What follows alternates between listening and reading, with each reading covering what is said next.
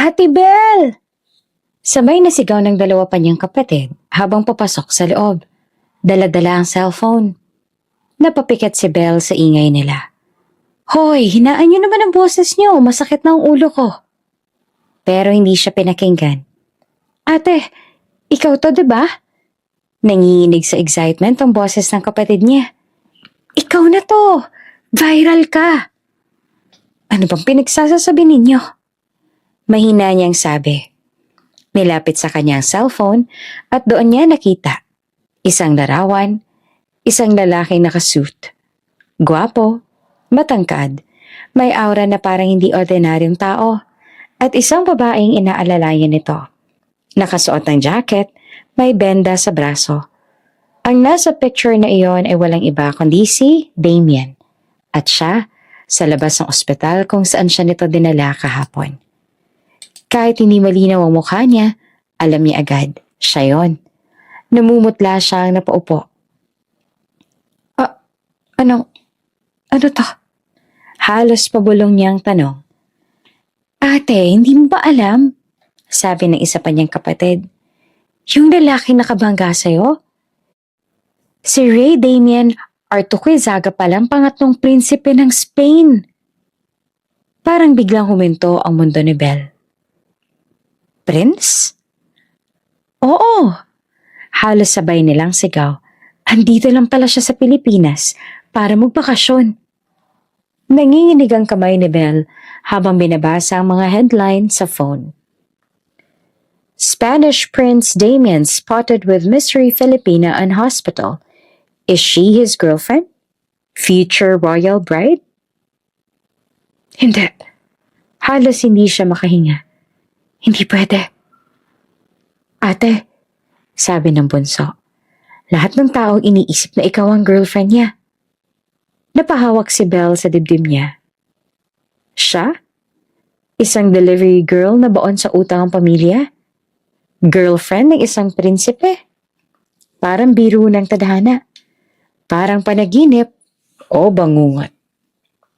Iniilubos sa kalain na ang lalaking yon ay may dugo palang maharlika at hindi niya rin alam na sa simpleng pagtatagpo na yon ay tuluyang magbabago ang kanyang buhay.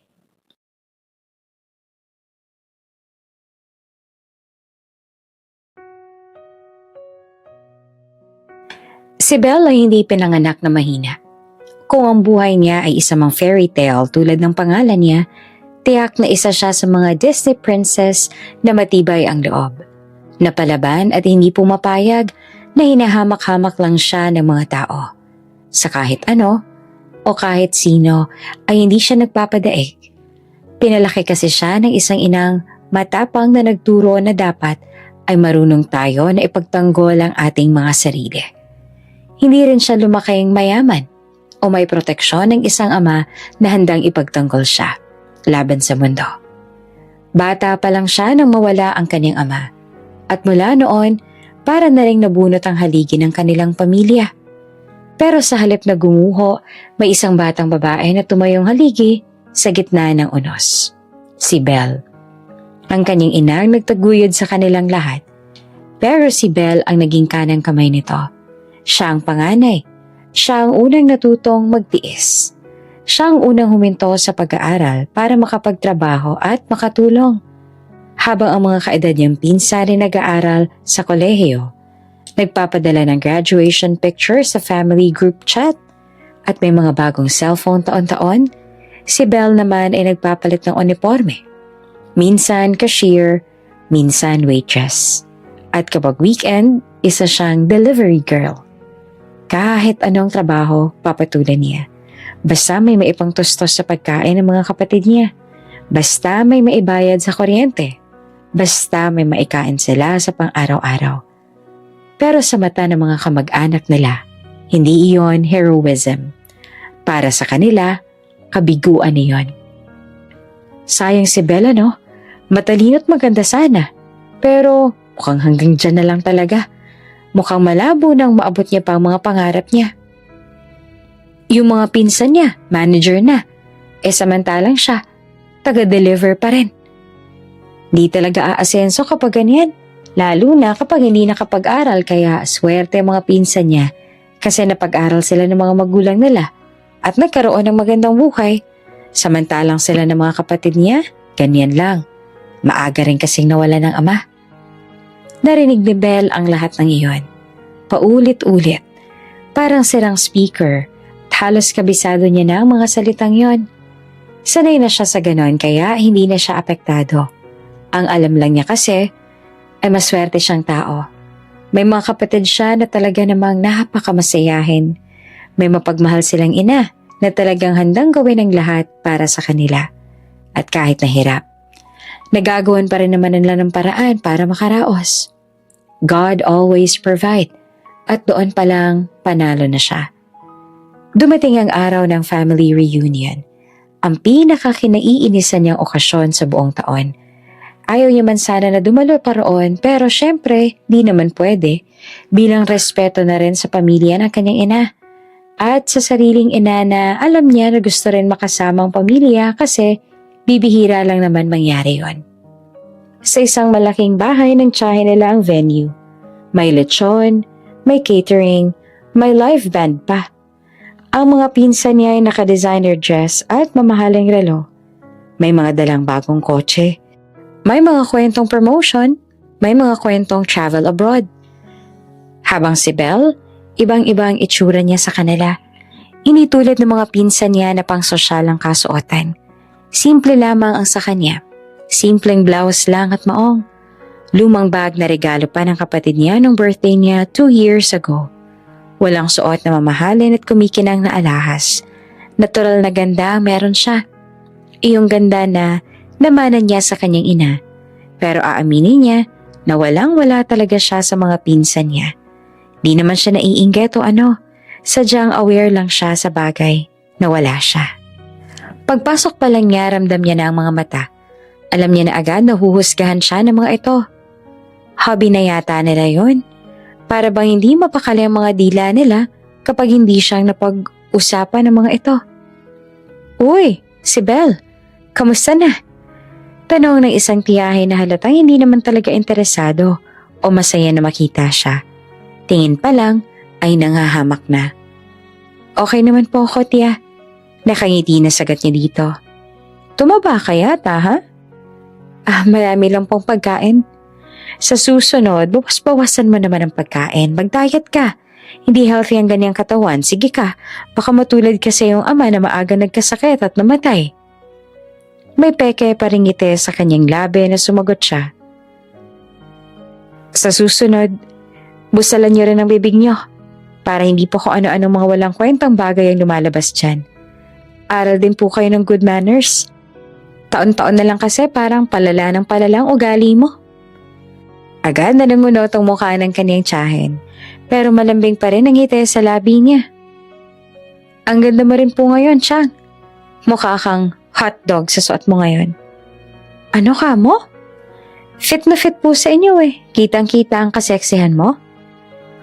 Pagkatapos niya makipagplastikan sa kanyang tiyahin, ay aalis na sana siya para lumapit sa kanyang ina at mga kapatid.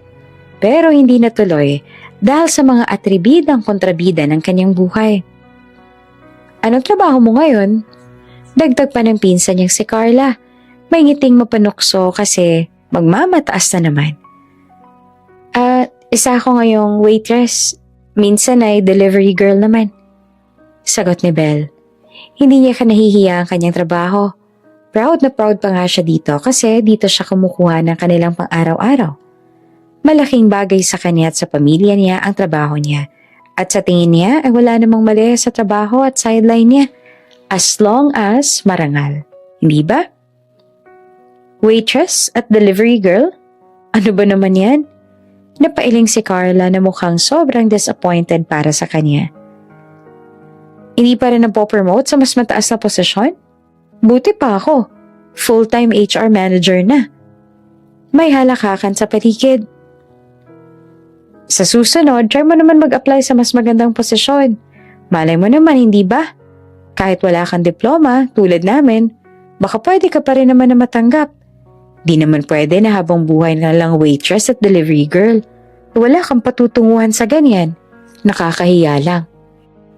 Wala naman nakakahiya sa trabaho ko. Marangal ang ginagawa ko, tsaka kung para sa inyo ay mababa lang ginagawa ko, edi problema nyo na yun. Ang mahalaga naman ay nananatiling malinis ang puso't budi ko. Kayo nga nakarating lang sa ganyang posisyon. Akala mo kung sisino na. Huwag kayong masyadong mapanghusga porket mas nakakaangat kayo. Tsaka, huwag nyo ring maliitin ang ginagawa ko kasi ang mahalaga ay napoprovide ko ang lahat ng kailangan ng pamilya ko. Natahimik si Carla at biglang naging mabigat ang hangin sa paligid. Kaya to the rescue naman ang isa pa niyang atribida na pinsan para dagdagan pang gasolina. Ang noon nga ay nag-aalab ng apoy. Si Belle kasi masyadong mabait sa pamilya, di tuloy umaasenso. Sabi ng isa pa.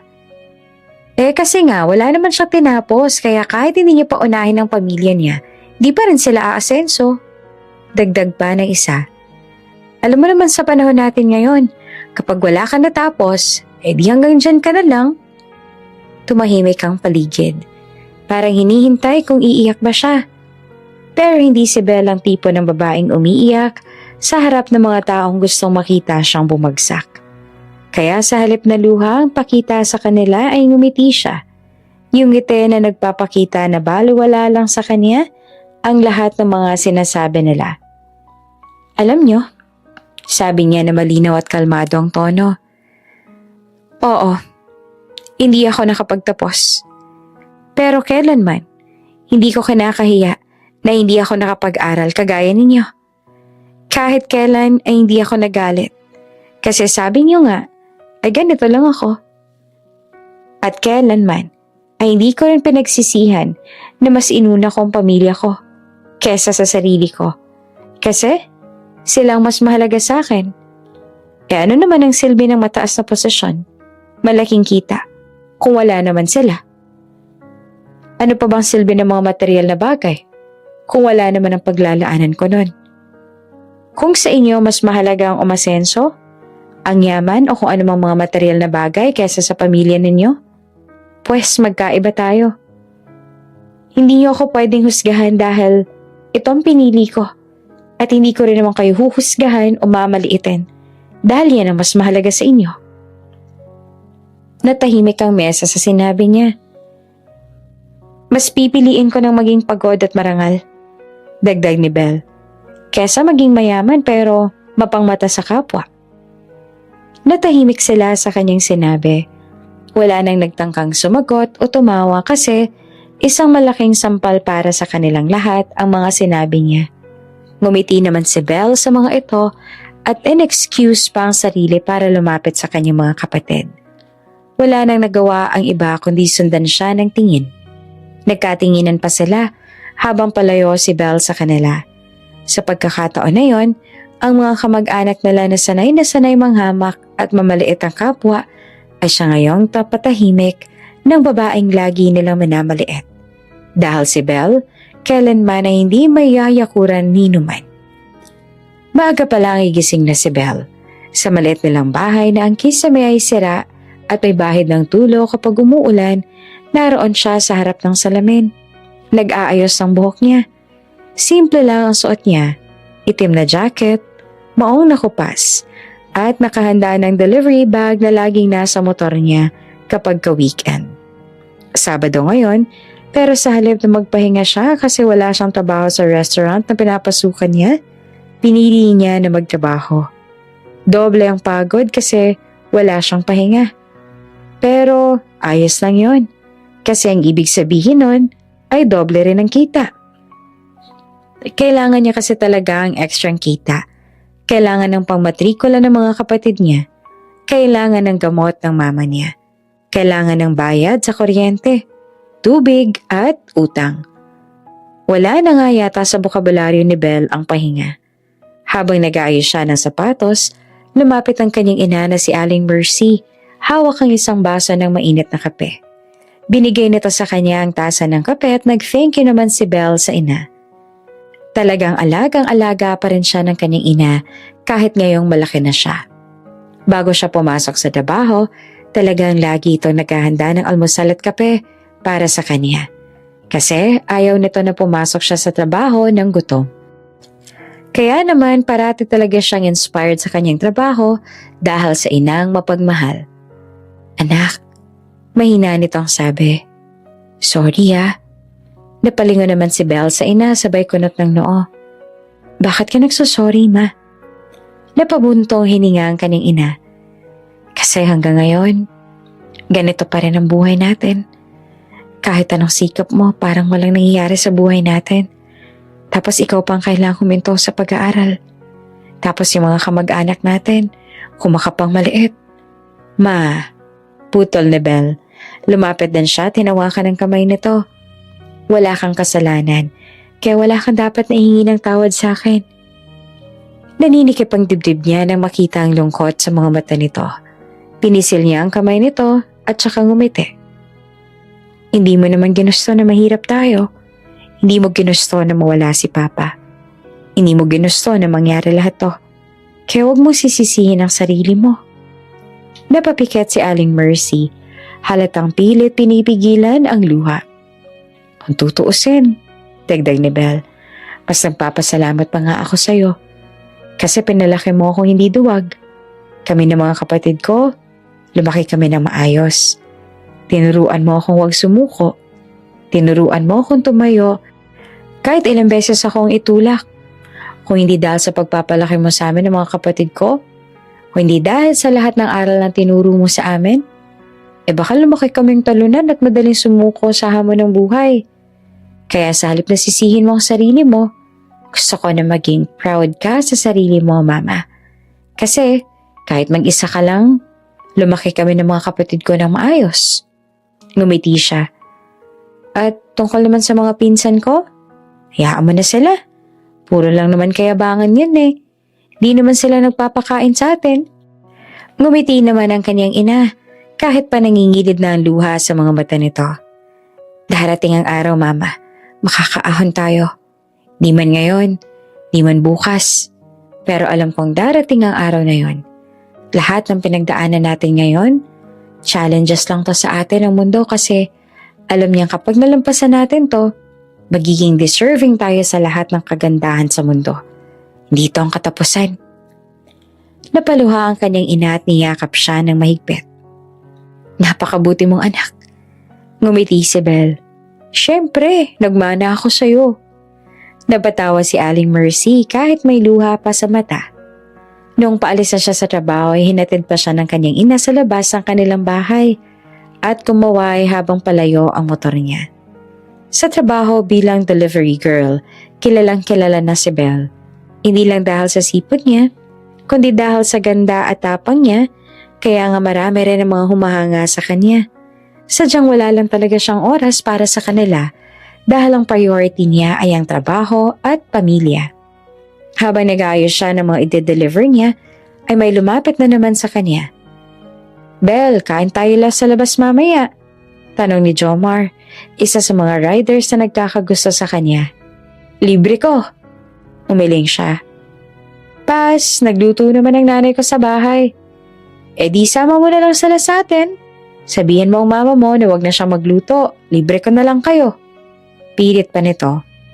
Wag na, libre mo na lang mga kaibigan mo, wag na ako. Tsaka baka kung ano pang isipin ng nanay ko.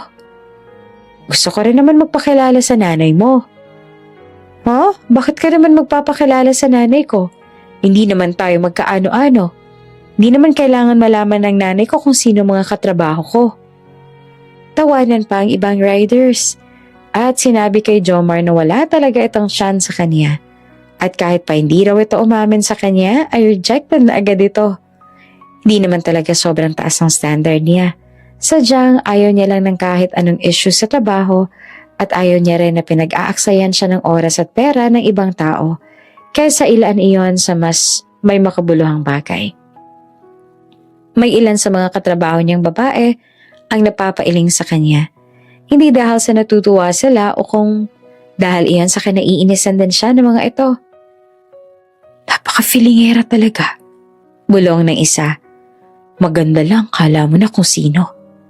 Narinig iyon ni Belle.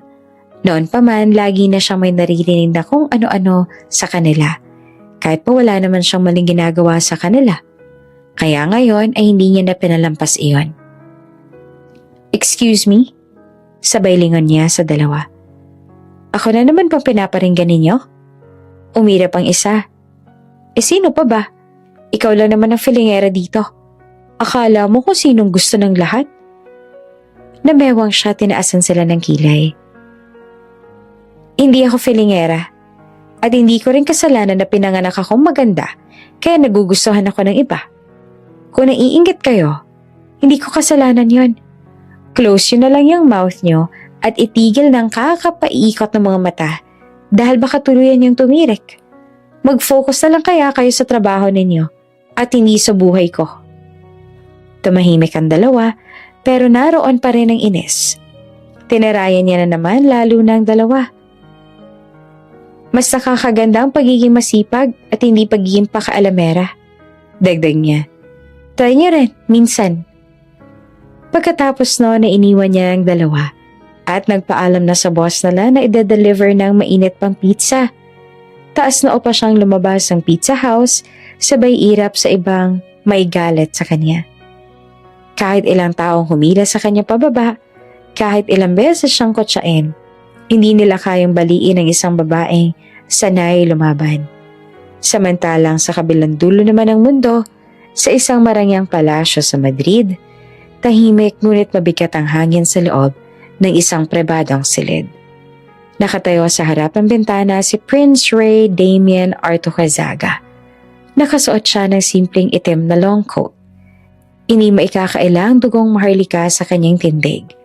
Matangkad, maputla ang balat, at ang mga matang kulay asol ay tila kayang ilihim ang sekreto ng mundo. Hindi man siyang magmamana ng trono, hindi siya magiging hari, pero isa pa rin siyang prinsipe ng Espanya kaya marami pa rin ang mga taong gustong kumapit sa kanya. Unlike mga kuya niya na maaaring magmana sa trono ni Damien at isang CEO ng sarili niyang kumpanya at marami pa siyang iba't ibang businesses. Pangatlong anak siya ng pamilya Artucazaga.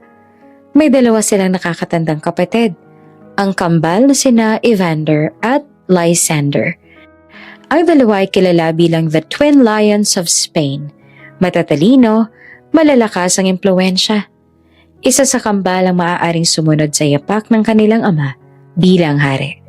Ngunit sa kabila noon walang kompetisyon na nagaganap sa tatlong magkakapatid. Mataas kasi ang respeto nila sa isa't isa. At sa katunayan, ang kambal ay overprotective din sa kanilang pinakabatang kapatid. Kaya ngayon, parehong galit ang kambal dahil sa lahat ng nangyayari. Sa mga gulong pilit ini-involve si Damien. This is not a joke, Damien. You need to take this matter seriously.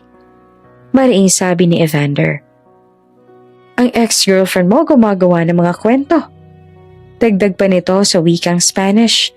Tanda na galit talaga ito. Pinapalabas niya na kayo pa rin. Naiinis namang dagdag ni Lysander. Ginagamit niya ang pangalan mo para linisin ang sarili niyang kasalanan. Tahimik lamang si Damien. Nakatingin pa rin siya sa labas. Sa malayong mga ilaw ng syudad. Hayaan niyo na. Marahang sabi niya. People will forget. Sa kanilang tatlo, siya ang laging pinakakalmado. At isa rin yan sa dahilan kaya ang dalawa ay protective pagdating sa kanya. Ayaw niya kasi na mag-aksaya ng oras o panahon sa mga bagay na alam niyang pag naglaon ay makakalimutan din naman. Biglang bumaling si Evander sa kanya. Hindi nila basta makakalimutan kung araw-araw siyang gumagawa ng issue sa media. Alam mo bang sinasabi niya? Binabaliktad pa ang kwento. Pinapalabas na ikaw ang nag-cheat at pinatawad ka lang niya dahil mahal ka talaga ng babaeng yon. I mean, hindi exactly galing sa kanya yon pero iyon ang iniisip ng mga tao. And she's not even trying to deny it. Gusto lang niyang palabasin. Mahal ka niya at hanggang ngayon kayo pa rin, which is not true.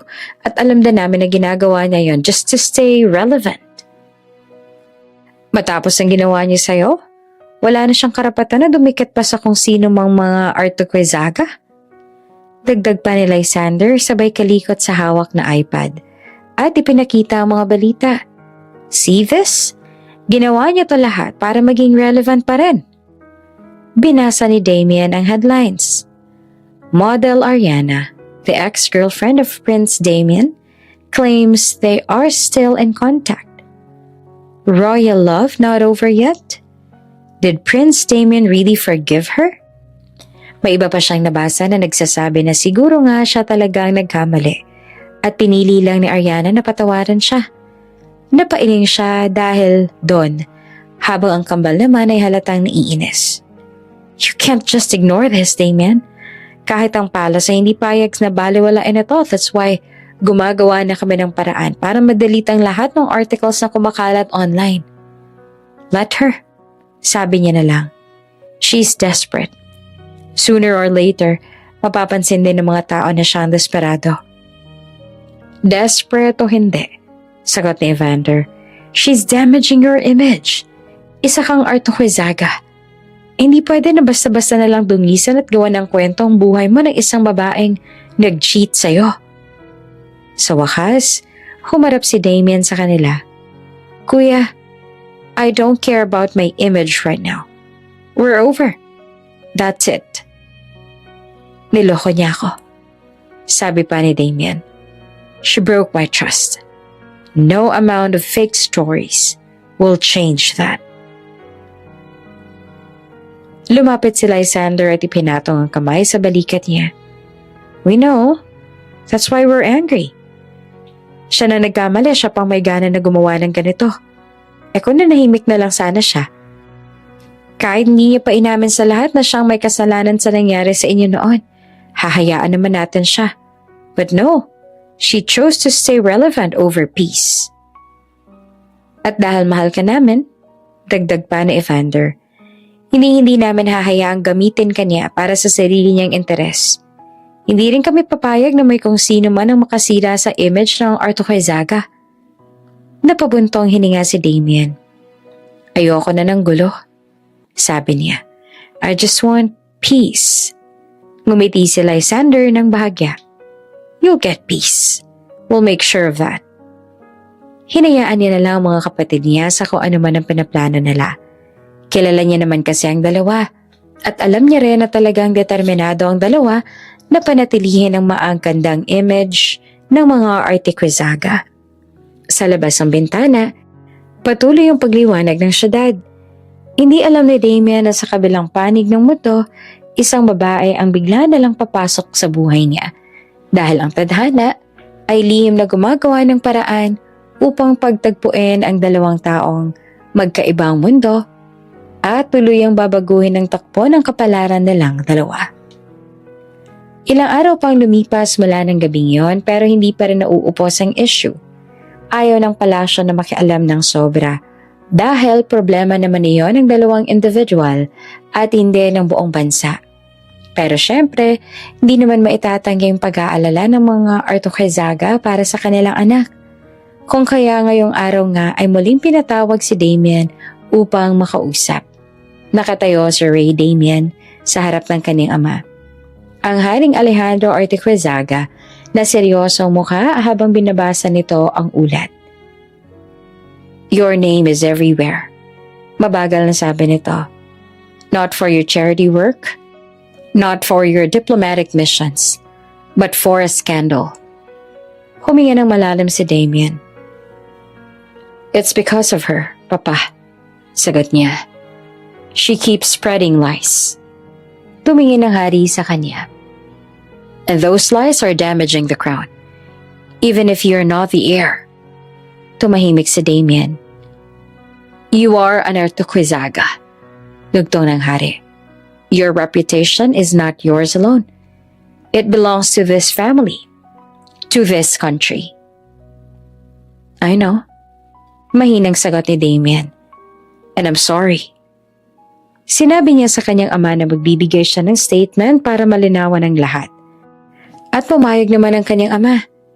Pero bago niya gawin yon ay kailangan nila ng masusing pagpaplano. Hindi siya pwede basta-basta na lang humarap sa media at paratangan ng ex-girlfriend niya na nagsisinungaling lang ito. Kahit pa iyon ang gusto niyang gawin. Wala naman sana sa plano ni Damien na patulan pa ang ex niya. Pero talagang wala itong balak na tumigil at hindi pa ron natatapos ang lahat. Kinabukasan, paglabas ni Damien ng isang hotel matapos ang isang charity meeting, biglang sumulpot ang mga paparazzi at kaagad din siyang kinuyog ng mga ito. Pinaulanan ng samot-saring tanong tungkol sa issue. Prince Damien, is it true you're still with your ex-girlfriend? Did you forgive her? Are you secretly seeing her again? Sunod-sunod ang flash ng camera at masakit ang ulo niya. Pagod na siya, hindi lang sa trabaho kundi sa gulo na iniwan ng isang babaeng minsan niyang minahal. Magdadalawang taon na ang lumipas mula nang maghiwalay sila ni Ariana at ngayon lang nagkagulo ang lahat. Prince Damien, are you still in love with her? Napapikit siya sandali. May mga tanong pa na kung siya ba talagang may kasalanan sa nangyaring hiwalayan nila ni Ariana noon. Kung may third party bang involved at kung pinatawad lang siya ni Ariana. We are no longer in contact. Mariin niyang sabi. She's lying. Nagbulungan pa ang mga reporter. And for the record, dugtong niya, I am currently in a relationship. Natahimik lalo ang lahat dahil sa dinagdag niya. And I'm about to get married. What? Bulalas ng ilan. Who is she? When is the wedding? Hindi na sumagot si Damien. Nilampasan niya na sila at pumasok na siya agad sa kanyang sasakyan. Pagkasara ng pinto, doon lamang siya napasandal at napamura ng mahina. What did I just do? Alam niyang pinalaki niya lang lalo ang problema dahil sa sinabi niya. Ewan niya rin ba at ang mga katagang iyon ay basta na lang lumabas sa bibig niya nang hindi man lang niya pinag-iisipan. At bago pa man siya makabalik sa Artuquezaga Place, ay alam na ng mga magulang niya ang tungkol sa sinagot niya kaya agad siyang pinatawag at kinausap ng mga ito. Ngayon ay kaharap niya ang mga magulang. Ganon din ang dalawa niyang kapatid na seryoso ang mga mukha. Who is she? Tanong ng kanyang ina, si Queen Isabella. The woman you're going to marry. Bakit hindi mo man lang sinabi sa amin na balak mo palang magpakasal? Kung hindi pa namin napanood ang balita, hindi pa namin malalaman. Tumingin si Damien sa mga magulang. You will know her. Soon. Napakunot noo ang hari. Damien, may iyo. Mariing sabi nito. I hope you know what you said is not a joke. I know. Sagot niya. But I will fix this. Tumingin ang reyna sa kanya, tsaka sa hari na nagbuntong hininga. Damien, we're not mad, sabi ng ama. Kung totoo man ang sinabi mo na may napupusuan kang pakasalan, then we're very happy.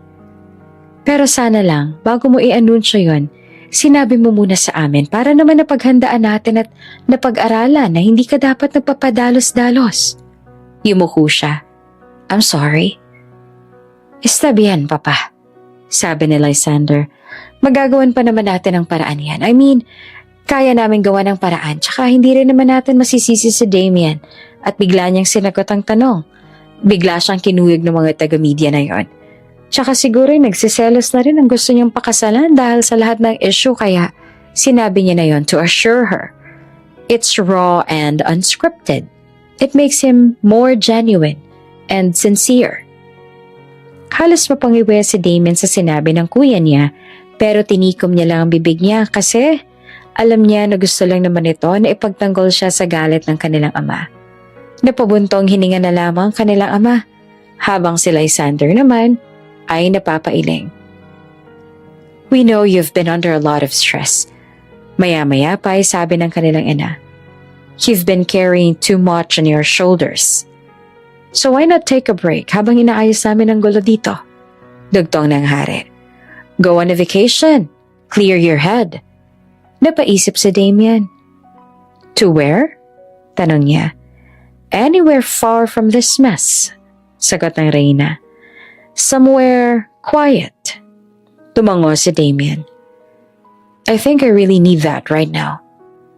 Bago siya umalis ng bansa, hinarap siya ng kanyang mga kuya. Nasa private hangar sila. Si Evander ay nakasandal sa isang poste, habang si Lysander naman ay nakahalukip-kip. If you need anything, sabi ni Evander, we're just one call away. And don't do anything stupid. Dagdag pa ni Lysander, you already did enough.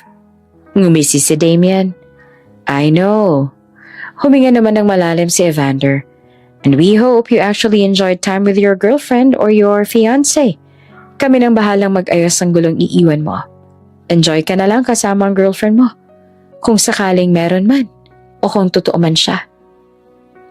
Napapuntong hininga si Damien. You two are impossible. Lysander smirked. But we're excited. When you come back, we want to meet her. Evander nodded. And just to let you know, we're already preparing ourselves for a royal wedding. Tumawa lang si Damien ng mahina. Isang halakhak na may halong kaba.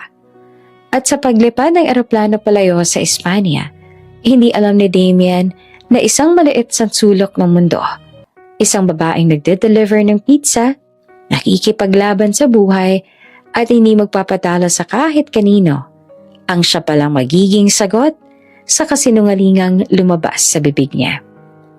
Walang kaalam-alam si Belle sa kung anong nangyayari sa labas ng bansa, kung anong isyong kinahaharap ng mga tao roon. Kahit nga sarili niyang bansa ay wala rin siyang alam sa kung anong nangyayari. Kung hindi niya buhay, wala siyang pakaalam. Hindi nga niya kilala kung sino mga presidente sa ibang bansa, kaya kung sakalin man na may makasalubong siyang hari o kung isa pang prinsipe, wala siyang makikilala. Malakas ang ulan ngayon. Halos hindi na makita ni Belle ang kalsada sa harap niya habang minamaneho ang kanyang motor na may kahon ng delivery sa likod. Basang-basa na ang jacket niya at ang dulong bahagi ng buhok niya ay basa na rin. Nanginginig ang mga kamay niya sa lamig, pero mas nangingibabaw ang kaba. Late na ako, kailangan ko na ma-deliver ito ngayon din. May malaking penalty kapag na-late ng deliver. May chance pa na hindi tanggapin ng customer kaya maaari na siyang magbayad. At hindi niya pwedeng sayangin ng kahit isang sentimo. May matrikulang babayaran ng kapatid niya. May utang ang mama niya.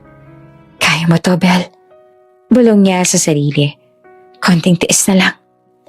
Habang papaliko siya sa isang intersection, hindi niya napansin ang isang sasakyan kaya hindi siya nakapreno o makaiwas pa. Halos sumilapo ng motor ni Belle. Sumadsad siya sa basang kalsada, gumulong at tuluyang humandusay sa gilid ng daan.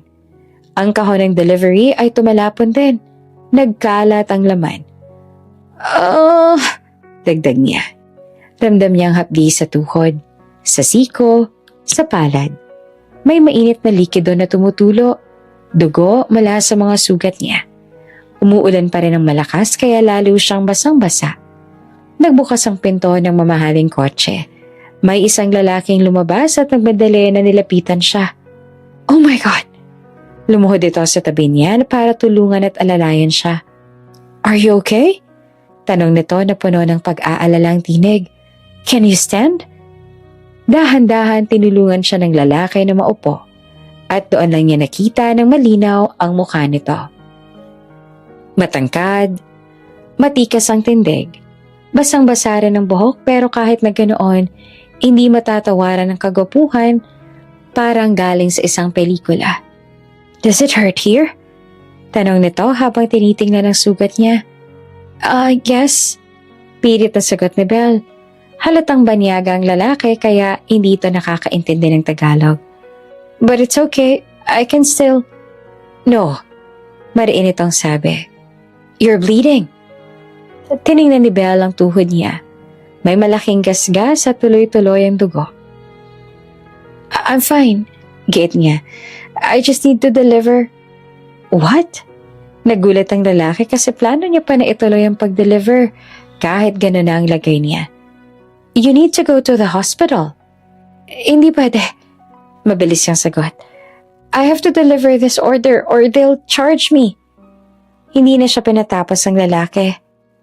Get in the car. Po? I'm taking you to the hospital. Sir, ayos lang talaga. That was my car that hit you. Seryoso nitong sabi. It's my responsibility. Natahimik si Belle. Saglit siyang nagdalawang isip. Pero nang maramdaman niya ang hilo at ang patuloy na pag-agos ng dugo, napilitan siyang tumango. Okay.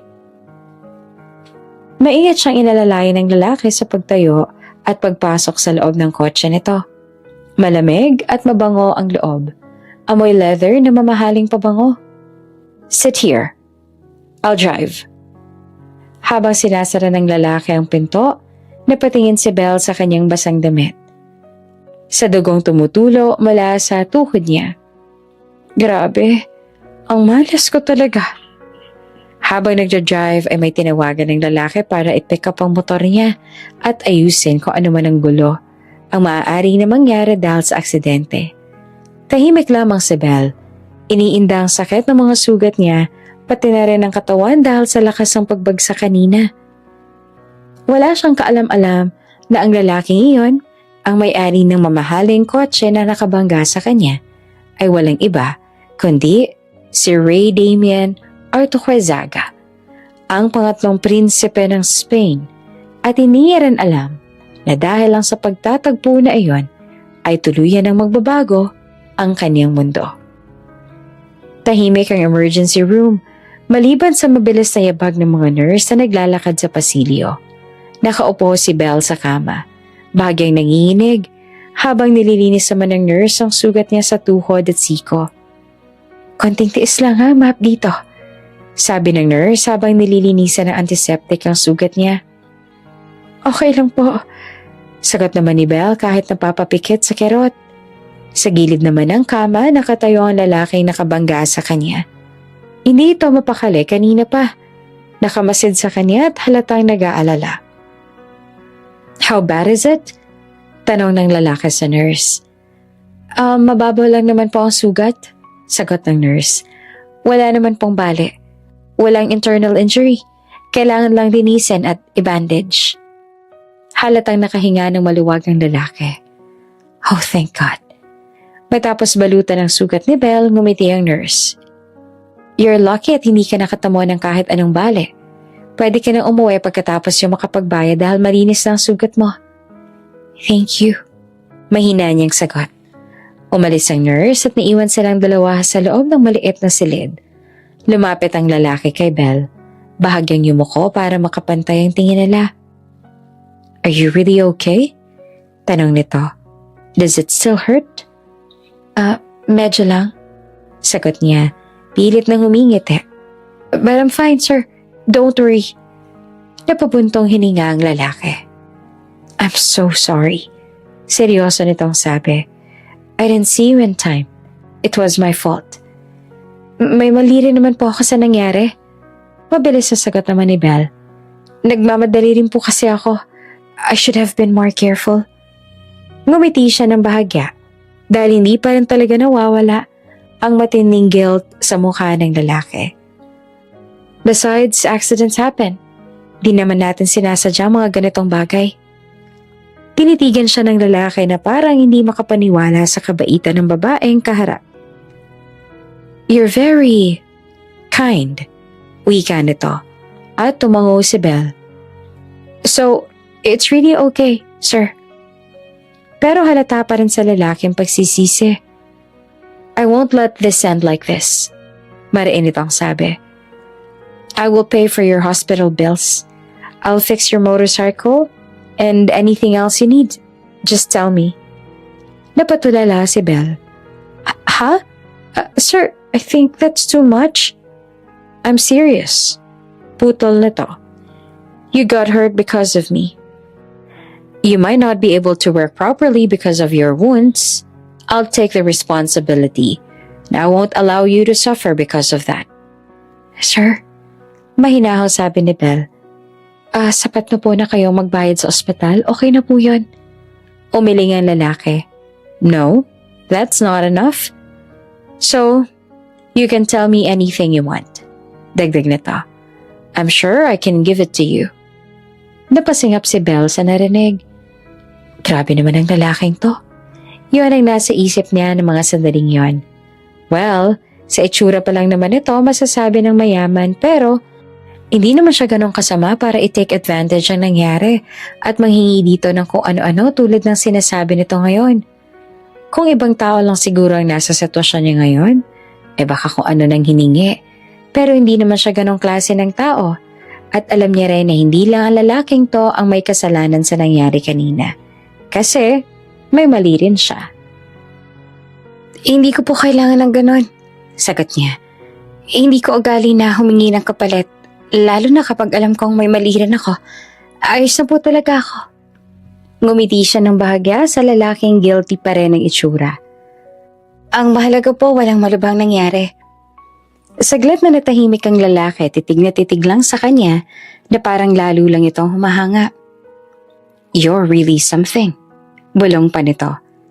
Hindi alam ni Belle na sa simpleng katigasan ng loob at kabaitan niya, may isang prinsipe na unti-unting nahuhulog at humahanga sa kanya. Matapos masiguro ng nurse na maayos ang mga sugat ni Belle at wala na siyang dapat ipag-alala, pinayagan na siyang umuwi. Bumaba siya mula sa hospital bed at kinuha ang kanyang bag. Nakatayo na agad sa tabi niya ang lalaking nakabangga sa kanya at tila ba takot na takot pa rin mawala siya sa paningin nito. I will take you home, agad nitong sabi. Sir, okay lang po, kaya ko na. No? Mabilis itong putol habang seryoso ang tingin. I insist. It's the least I can do. Napakamot si Belle sa batok. Halata talagang guilty na guilty ito. Sige na nga po. Napapuntong hininga niyang sagot. But I'm really okay. Sa loob ng kotse, tahimik muna sila. Tanging ang tunog ng windshield wiper at ulan sa labas ang maririnig. Hanggang sa biglang nagsalita ang binata. So, what's your name? Napatingin si Belle sa binata. Belle po. Belle Reyes. Belle. Ulit nito. That's a beautiful name. Thank you. Mahina niyang sagot at bahagyang nahihiya. My name is Damien. Pakilala naman ng lalaki. Ray Damien Artojezaga. Napakunot noo si Belle. Spanish po kayo, no? Yes. Tumango ito. I'm from Spain, and I've only been here for a few days. Really? Nagulat siya. I'm sorry, ang malas naman, ilang araw pa lang po kayo dito tapos ganito na agad ang nangyari. Ngumiti naman si Damien. You don't have to apologize. It was my fault. I wasn't careful enough. Doon napansin ni Belle na tuwing nagtatagalog siya ay bahagyang naglo-loading ang binata. Na para bang hinahalukay pa nito ang isipan para lang maunawaan ang sinasabi niya. Oh, bigla niyang sabi. You don't really understand Tagalog, no? Damien chuckled softly. I can, but only a little. I'm still learning, so please speak slowly if you talk to me in Tagalog. I'll try my best to understand. Napangiti si Belle. Noted po. Magaan ang aura ng lalaki. Hindi dahil sa gwapo ito or what, pero habang kasama niya ito, hindi siya nakakaramdam ng takot. Instead, she felt safe around him. Hindi to tulad ng ibang lalaki na nagkakagusto sa kanya. At halata rin na mataas ang respeto nito sa mga babae at sa sarili. Pagdating nila sa kanilang maliit na bahay, nagsipaglabasan agad ang kanyang mga kapatid at ang kanyang ina nang makita ang magarang kotse na huminto sa harap ng kanilang bahay. Belle? Tawag ng ina niya nang lumabas na siya ng sasakyan. Bumukas na rin ang driver's seat at lumabas mula roon si Damien. Kaya naman ang mga kapatid niya ay tulala dito, habang ang kanilang ina naman ay nasa kanya ang buong atensyon. Ano nangyari sa'yo, anak? Agad lumapit sa ina si Belle. Ma, okay lang po ako. May mga sugat ka, anong nangyari sa'yo? Lumapit si Damien at agad na nagpakalala. Good evening. Magalang nitong sabi sa Ingles. I'm Damien. I was the one who accidentally hit Belle earlier. Napatakip ng bibig ang ina ni Belle. Diyos ko, na-aksidente ka anak? Nabangga ka at ang lalaking ito ang nakabangga sa'yo? Please don't worry. Agad na dugtong ni Damien. She's fine. I took her to the hospital and everything has been treated and I will take responsibility for everything. You don't need to worry about any expenses. Napakahaba ng naging litanya ni Damien at halata ring kabado. Nagsabi pa ito na hindi niya kailangang magtrabaho habang nagpapagaling siya. Kasi ito na raw ang bahala pero syempre ay hindi naman pumayag doon si Belle. Napangiti naman ang ina ni Belle. Maraming salamat sir. Hindi mo naman po kailangan na gawin ang lahat ng mga sinabi mo pero maraming salamat pa rin. Ma, hindi lang naman po siyang may kasalanan sa nangyari. Nagmamadali rin po kasi ako sa delivery kaya hindi ko siya napansin. You guys are very kind but I promise you to take full responsibility of what happened. Sabi ni Damien sa kanyang ina. Bago umalis ang binata, inilabas ni Damien ang isang card at inabot kay Belle. If you or your family need anything, just contact me. Sabi nito. Tumango naman si Belle. Thank you, Damien. Pag-alis ang kotse ng binata, agad siyang pinapalibutan ng kanyang mga kapatid. Grabe ate, ang gwapo niya. Para siyang artista. Parang prince sa fairy tale. Siguro kayo talaga para sa isa't isa ate. Ang swerte mo naman kung sakali. Napakagwapo nun. Para talagang artista. Napailing na lang si Belle. Kahit hindi niya rin mapigilang mapangiti. Hoy, tumigil nga kayo. Tawa niya. Naaksidente lang ako, hindi ako nagka-love story. Samantala, matapos ang nangyari at umuwi na si Damien sa penthouse nito sa BGC para magpahinga. Kasi sumasakit ng ulo nito.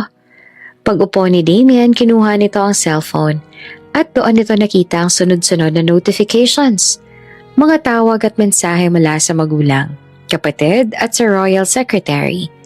Nang buksan niya ang message ni Lysander, nakita niya ang isang link. Pinindot niya ito at agad na tumambad sa kanya ang isang headline. Spanish Prince Damien seen with mystery woman in Manila Hospital. Napamura siya sa sarili. Damn! Pinindot niya ang iba pang link na galing sa mga kapatid niya. Sunod-sunod na larawan ang lumabas. Kuhang-kuha ng paparazzi ang sandaling inalalayan niya si Belle palabas ng emergency room. Ang kamay niyang nasa balikat nito. Ang pag-aalala sa mukha niya. Hindi malinaw ang mukha ni Belle, pero malinaw ang mukha ni Damien. At sa mundo ng media, sapat na yon para gumawa ng kwento. Hindi pa man siya nakakahinga ng malalim, tumunog ang phone niya. Evander calling. Here we go. Bulong niya bago sagutin. Little brother. Bungad ni Evander at may halong tawa ng pang-aasar. Oh my God, we finally saw her. Well, not clear but we just know it's her. Who? Pagod na sagot ni Damien. The woman you're going to marry. Singit naman ni Lysander sa kabilang linya. We saw the photos. Photos? Napapikit si Damien. Yes. Natatawa na sabi ni Evander. Not very clear but we know she's Filipina. So that's why you chose the Philippines for your vacation, huh? We thought you were joking. Dagdag pa ni Lysander. But turns out you really found someone there. Guys, susubukan sana niyang ipaliwanag. Kaso hindi na maawat ang dalawa. Relax, little brother. Ani Evander. We're not mad. Actually, we're happy for you. Mama's already crying. Singit ni Lysander. She said finally you've moved on and one of us is finally getting married and it's gonna be you. At parang wala na siyang chance na magpaliwanag. Dahil matapos tumawag ng dalawa niyang kapatid, sunod-sunod naman na tumawag ang kanyang mga magulang, mga tita, mga pinsan. Lahat, iisa ang sinasabi. Congratulations, Prince Damien. We're so happy for you. We can't wait to meet her. Nang matapos ang huling tawag, binaksan ni Damien ang social media.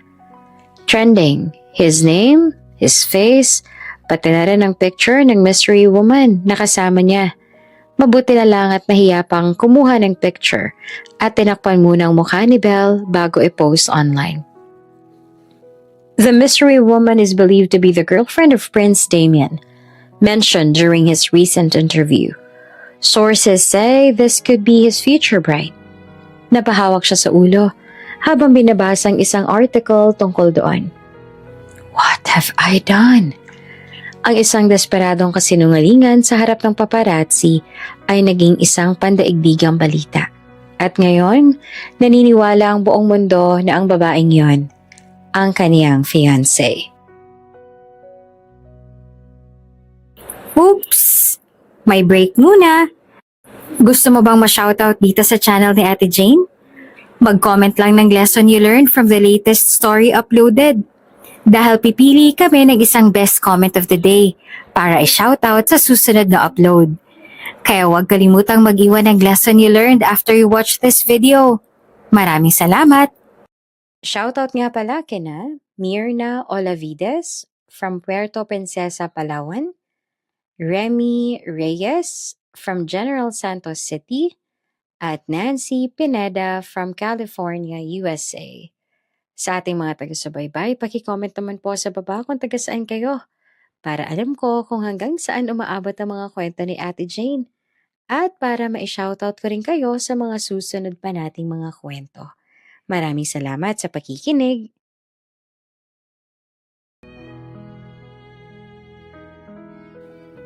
Huminga siya ng malalim. Kung i-deny niya ito ngayon, babalik ang ex niya sa eksena. Babalik ang gulo. Babalik ang chismis. Pero, kung gagawin niyang totoo ang kasinungalingan na sinabi niya, ang tanging taong makakatulong sa kanya ngayon ay si Belle. Looks like I don't have a choice. Bulong ni Damian sa sarili. Samantala, kinabukasan, matapos ang aksidente, nilagnat naman si Belle. Hindi rin katakataka mula sa ulan, stress at sa mga sugat na tinamo niya. Bumigay na rin ang kanyang katawan. Nakahiga siya sa maliit niyang kama. May malamig na bimpo sa noo. Pilit na pinipikit ang mga mata kahit parang umiikot ang buong mundo. Tahimik sana ang umaga. Hanggang sa biglang bumukas ang pinto ng kwarto niya. "Ate!" Sigaw ng bunso niyang kapatid. "Ate Belle!" Sabay sigaw ng dalawa pa niyang kapatid habang papasok sa loob, dala-dala ang cellphone. Napapikit naman si Belle sa ingay nila. "Hoy, hinaan niyo naman ang boses niyo, masakit na nga ang ulo ko." Pero hindi siya pinakinggan. "Ate, ikaw to, diba?" Nanginginig sa excitement ang boses ng kapatid niya. "Ikaw to, viral ka." "Ano bang pinagsasasabi ninyo?" Mahina niyang sabi. Nilapit sa kanyang cellphone at doon niya nakita. Isang larawan, isang lalaking nakasuit. Gwapo, matangkad, may aura na parang hindi ordinaryong tao. At isang babae na inaalalayan nito. Nakasuot ng jacket, may benda sa braso. Ang nasa picture na yon ay walang iba kundi si Damian. At siya, na nasa labas ng ospital kung saan siya nito dinala kahapon. Kahit malinaw ang mukha niya, alam niya agad na siya yon. Namumutla siyang napaupo. Ano to?" Halos pabulong niyang tanong. "Ate, hindi mo ba alam?" Sabi ng isa niyang kapatid. "Yung lalaki na kabangga sa'yo, si Rey Damian Artuezaga, yun pala yung pangatlong prinsipe ng Spain." Parang biglang huminto ang mundo ni Belle. Prince? Oo. Halos sabay-sabay na lang sigaw. Andito lang pala siya sa Pilipinas para magbakasyon. Nanginginig ang kamay ni Belle habang binabasa ang mga headlines sa phone. Spanish Prince Damian spotted with mystery Filipina in a hospital. Is she his girlfriend? Future royal bride? Hindi. Halos hindi siya makahinga. Hindi pwede. Ate, lahat ng tao iniisip na ikaw ang girlfriend niya. Napahawak si Belle sa dibdib niya. Siya? Isang delivery girl na baon sa utang ang pamilya. Girlfriend ng isang prinsipe? Parang biro ng tadhana. Parang panaginip o bangungot. Hindi niya lubos sa kalain na ang lalaking yon ay may dugo palang maharlika. At hindi niya rin alam na sa simpleng pagtatagpo na yon ay tuluyan ng magbabago ang kanyang buhay. Buong magdamag hindi siya mapakali. Kahit nakahiga ay parang patuloy pa rin umiikot ang isip niya. Si Damian isang prinsipe at siya ngayon ay nasa gitna ng royal scandal. Sa isang iglap naging ganito ang nangyari sa buhay niya. Hindi niya inaasahan na ang simpleng aksidente sa ulan ay hahantong sa ganitong kaguluhan. Kinabukasan, habang pinipilit pa rin niyang bumangon mula sa pagkakasakit, biglang pumasok ang kanyang ina sa kwarto. "Belle?" Maingat itong sabi. "May naghihintay sa'yo sa labas." Sino po?" tanong niya. Huminga naman ng malalim ang kanyang ina. "Si Damien. Naroon sa harap ng bahay natin." Parang muling huminto ang mundo ni Belle. Ang prinsipe ay nasa harap mismo ng kanyang munting tahanan. Tahimik ang buong eskinita nang lumabas si Belle ng bahay. Sa harap ng kanilang maliit na gate, naroon si Damien, nakatayo sa tabi ng itim na mamahaling sasakyan. Suot ang simpleng polo at dark jeans. Pero hindi pa rin maitatago ang aura nito na pang maharlika. Kahit walang korona, halatang halata na hindi ito ordinaryong tao o isang basang mayaman lang na tao. Para hindi ito nababagay sa masikip at makalumang kalsada ng lugar nila. Sa katunayan, ang nangyayari ngayon ay parang isang eksenang hinugot mula sa pelikula. Isang lalaking nagmula sa maharlikang pamilya, nakatayo sa tapat ng isang babae na mahirap lamang. Huminto si Belle sa tapat ng binata at ang mga mata ay nakatuon lang sa kanya. Medyo paos ang boses niya dahil sa lagnat. "Do you need something, Sir Damien?" Nakatitig sa kanya ang binata. Kita sa mga mata nito ang pag-aalanlangan. Para bang pinag-iisipan kung ano ang tamang sasabihin. Hindi ito yung confident at kalmadong lalaki na nakita niya kahapon. Mukha itong kinakabahan. "Yes," mahinang sagot ni Damien. I do. "Can we talk?" Tumango si Belle, pero nanatili ang distansya niya.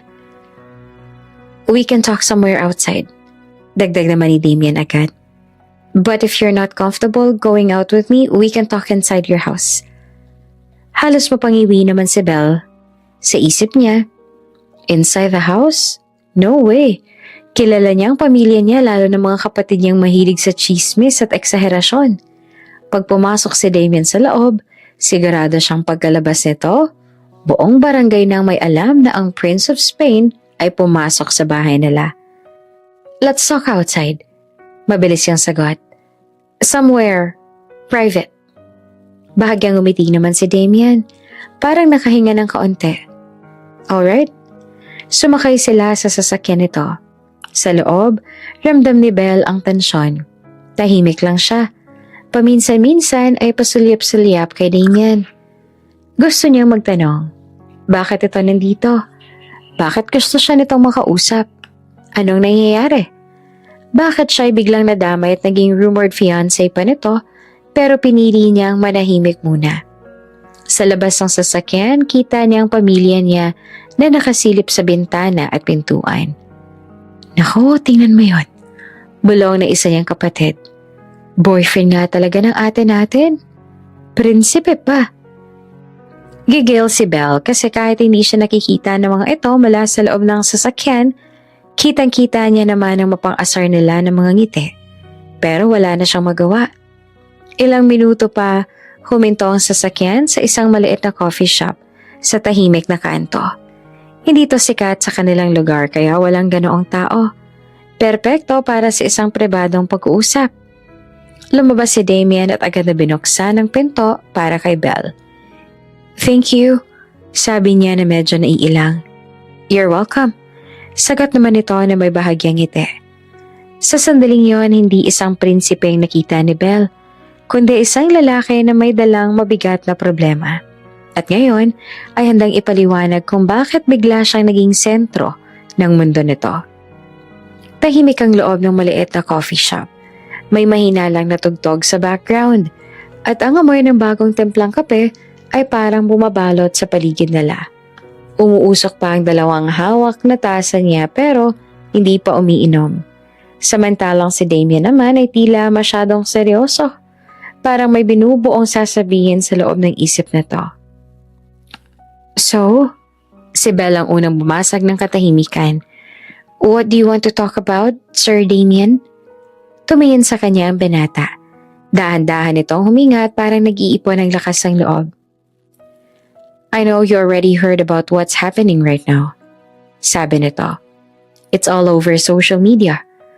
Articles, speculations, and I wanted to apologize. Apologize? Why?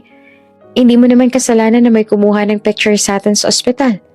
Nagkataon lang naman yun. Bagyang umiling si Damien. It is my fault. Seryoso nitong sagot. If it wasn't for me, you wouldn't be dragged into this mess. Tahimik lang na nakinig si Belle. You see, patuloy ni Damien, back in my country, my ex-girlfriend has been making up stories. She keeps telling people that we're still in contact, that we're still together.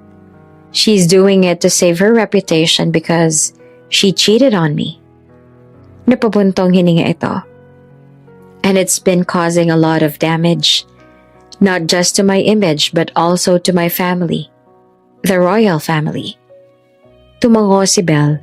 Naalala niya mga sinabi ng mga kapatid niya kagabi ang balita, ang pagiging prinsipe ni Damien. So when the paparazzi cornered me yesterday, sabi ni Damien, I was tired, stressed, I just wanted everything to stop. Then I told them something impulsive. Napatingin si Belle sa binata. Nagtatakang ekspresyon. What did you tell them po? I told them I'm already in a relationship. Sagot niya. That I'm about to get married.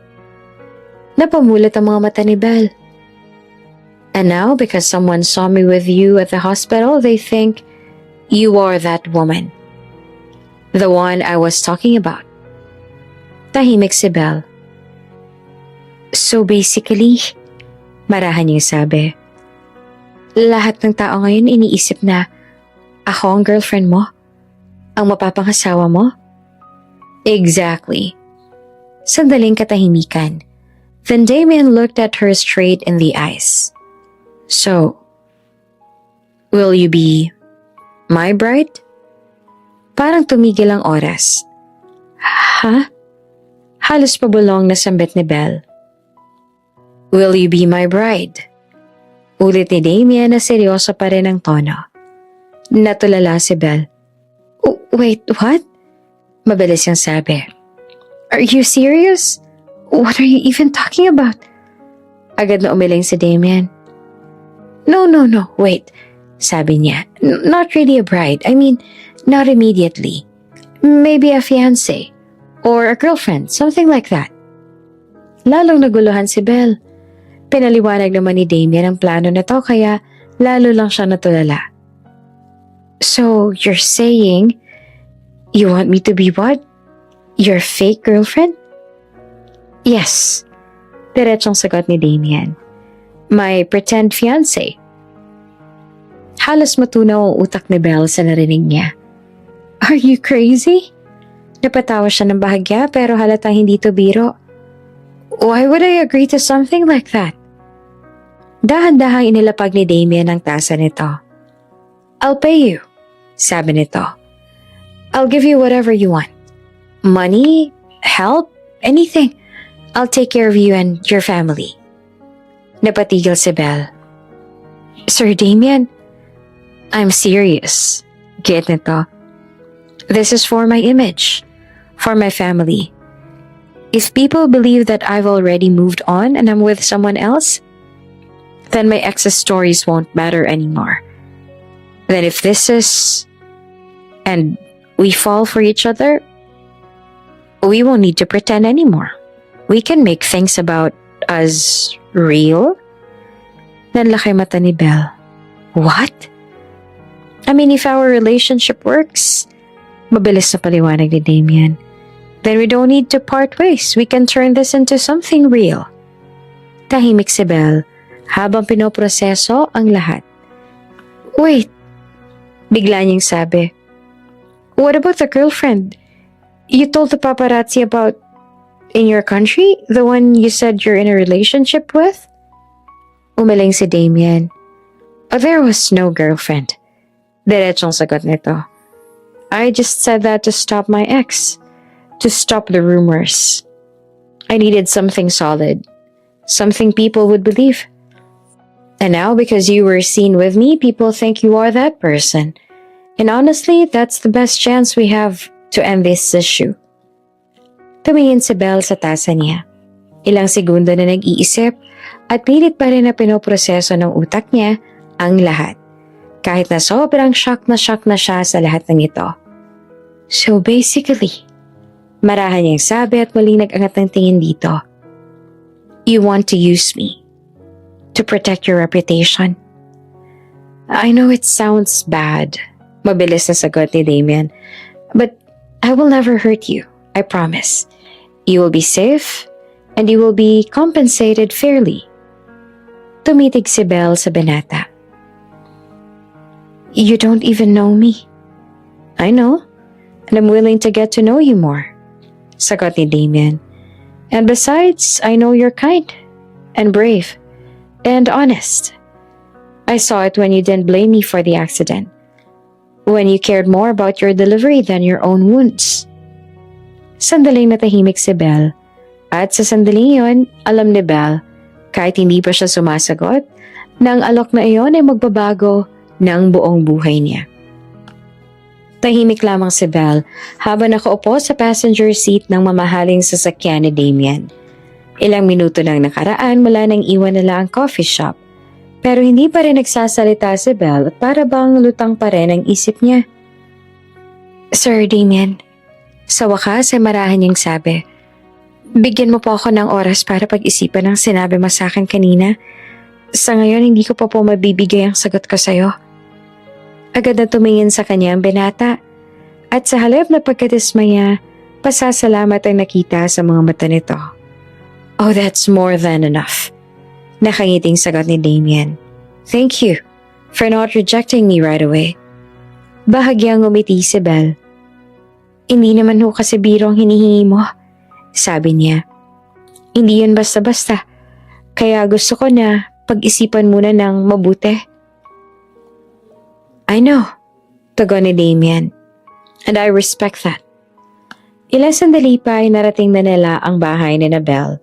Pagbukas pa lang ng pinto, ng sasakyan, sinalubong na agad si Damien ng mga kapatid ni Belle na para ba nakakita ng artista. Oh my God! Sigaw ng isa. Siya nga talaga! The Prince of Spain! Grabe, Ate Belle! Bulalas ng isa pa. May prince ka palang kaibigan? Natawa si Damien at bahagyang nagtaas ang kamay. Please, sabi niya sa magaan na tono. I'm also just an ordinary person. You don't have to be so formal with me. Pero prince ka po. Nahihiyang sabi ng isa sa mga kapatid ni Belle. I am. Tumangot ngumiti si Damien sa kanila. But I'm not the future king. I'm on vacation. So today, I am just Damien. You can call me Kuya Damien. Napangiti ang mga kapatid ni Belle. Lalo pang humanga sa binata. Pagkatapos magpaalam ni Damien at umalis, agad namang nilapitan ni Belle ang kaniyang ina. Anak, marahang tanong nito. Anong pinag-usapan ninyo ni Damien? Bakit niyo pa kailangang umalis at hindi na lang dito sa bahay mag-usap? Napalingon si Belle sa loob ng bahay sa mga kapatid niyang nakikinig. Wala po, sagot niya. Kinamusta lang niya ako. Nag-sorry ulit siya sa nangyari. Sus! Biro ng isa pang kapatid niya. Sure ka ba? Di kayo nag-date? Hindi nga. Natatawa naman na sagot ni Belle. Huwag ka kayong ano dyan? Pero nang mag-isa na siya sa kanyang kwarto ng gabing yon, hindi na mawala sa isip niya ang sinabi ni Damien. Be my pretend fiancé. Humiga siya sa kama. Nakatingin sa kisame. Hindi naman masamang tao si Damien.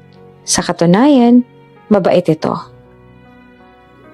Gwapo pa. Yung tipo ng lalaking kahit sino ay madaling mahuhulog.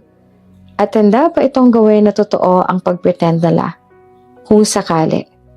At kung sakaling papayag siya sa alok na to, malaking tulong din yon hindi lamang sa kanya, kundi sa isang taong may responsibilidad sa buong bansa. Pero hindi niya naman alam kung kaya ba niyang pangatawanan iyon. Isa lamang siyang simpleng delivery girl. Isang babaeng galing sa hirap. Isang commoner. Kaya ba niyang pumasok sa mundo ng isang prinsipe? Sa pagitan ng realidad at isang napakalaking alok? Alam ni Belle na anumang piliin niya, hindi na babalik sa dati ang kanyang buhay. Bumalik na si Belle sa dati niyang routine matapos noon. Maagang gising, mabilis na bihis, helmet sa ulo, at delivery bag sa likod. Kahit may kaguluhan sa isip niya dahil sa alok ni Damien, hindi pwedeng tumigil ang buhay. Kailangan niyang magtrabaho, kailangan niyang kumita, kailangan niyang suportahan ang pamilya niya. Pero habang nasa kalagitnaan siya ng pagde-deliver, biglang tumunog ang cellphone niya sa bulsa. Hello? Sagot niya habang humihinto sa gilid ng kalsada. Ate! Halos pasigaw na boses ang bunso niyang kapatid ang narinig niya. Nasa ospital si Mama. Inatake siya ng sakit. Ha? Ano nangyari? Nanginginig ang boses niya. Nasaan kayo ngayon? Nahimatay si Mama sa bahay. Sagot ng kapatid niya. Buti na lang may dumating agad. Si Sir Damien. Siya ang nagsugod kay Mama sa ospital. Hindi na siya nag-aksaya ng sandali. At agad niya nang pinaharurot ang motor papunta sa ospital kung saan dinala ang kanyang ina. Pawis at kabang bumalot sa kanya habang paulit-ulit niyang iniisip ang ina. Pagdating niya sa ospital, agad niyang nakita ang mga kapatid niya sa labas ng mga sangsilid. At sa tabi nila, nakaupo si Damien. Nakayuko, hawak ang cellphone. Halatang balisa. Tinawag ni Belle ang mga kapatid. Napatingin naman si Damien sa kanya. Belle, marahang sabi ni Damien. Your mom. She fainted. I found her on the floor. I panicked, so I brought her right away. Thank you. Sabi niya na nanginginig naman ng boses. Thank you so much. Don't thank me, sagot ni Damien. I just did what anyone should do. Ilang sandali pa ay lumabas ang doktor. Kayo po bang pamilya ng pasyente? Tanong nito. Opo, sabay na sagot ni Belle at ng kanyang mga kapatid. Mabuti na lang at naagapan, paliwanag ng doktor. High blood pressure po ang naging sanhi ng pagkahimatay niya. Kung hindi siya agad nadala rito, pwede sanang maiuwi yun sa stroke. Pero ayos na po ba siya ngayon? Tanong niya. Yes, tumango ang doktor. Stable na siya pero kailangan niyang magpahinga at uminom ng tamang gamot. Bawal ang stress at pagod. Pagkatapos, pumasok sa silid ng doktor. Pinuntahan ni Belle ang kanyang ina. Nakahiga ito sa kama. May nakakabit na IV, pero gising na at nakangiti. Ma, halos pabulong na sabi ni Belle. Hawak ang kamay nito. Anak, mahina ngunit malinaw na sagot ng ina. Pasensya na kung pinag-alala ko na naman kayo ng mga kapatid mo. Wala kang dapat ihingi ng tawad, ma. Agad na sagot ni Belle. Hindi mo naman ginusto ang nangyari.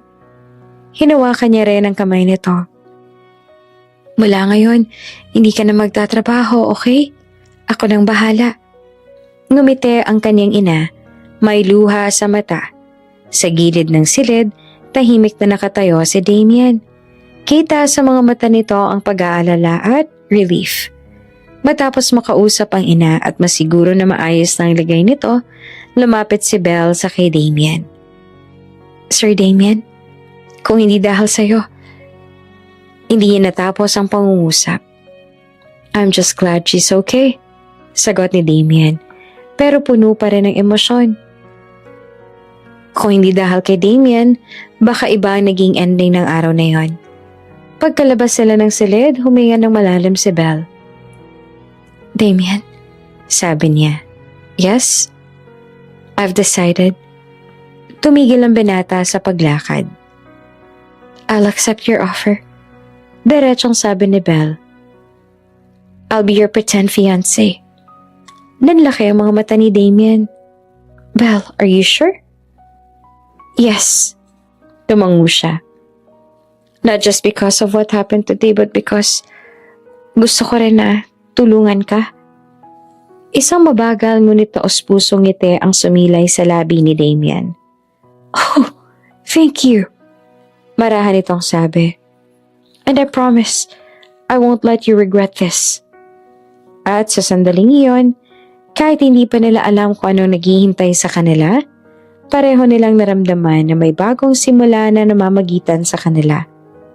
Hindi pa man tuluyang humuhupa ang ingay sa social media, mas lalo pa itong lumala. Ang litrato ni Damien at Belle sa ospital ay paulit-ulit na ibinalita.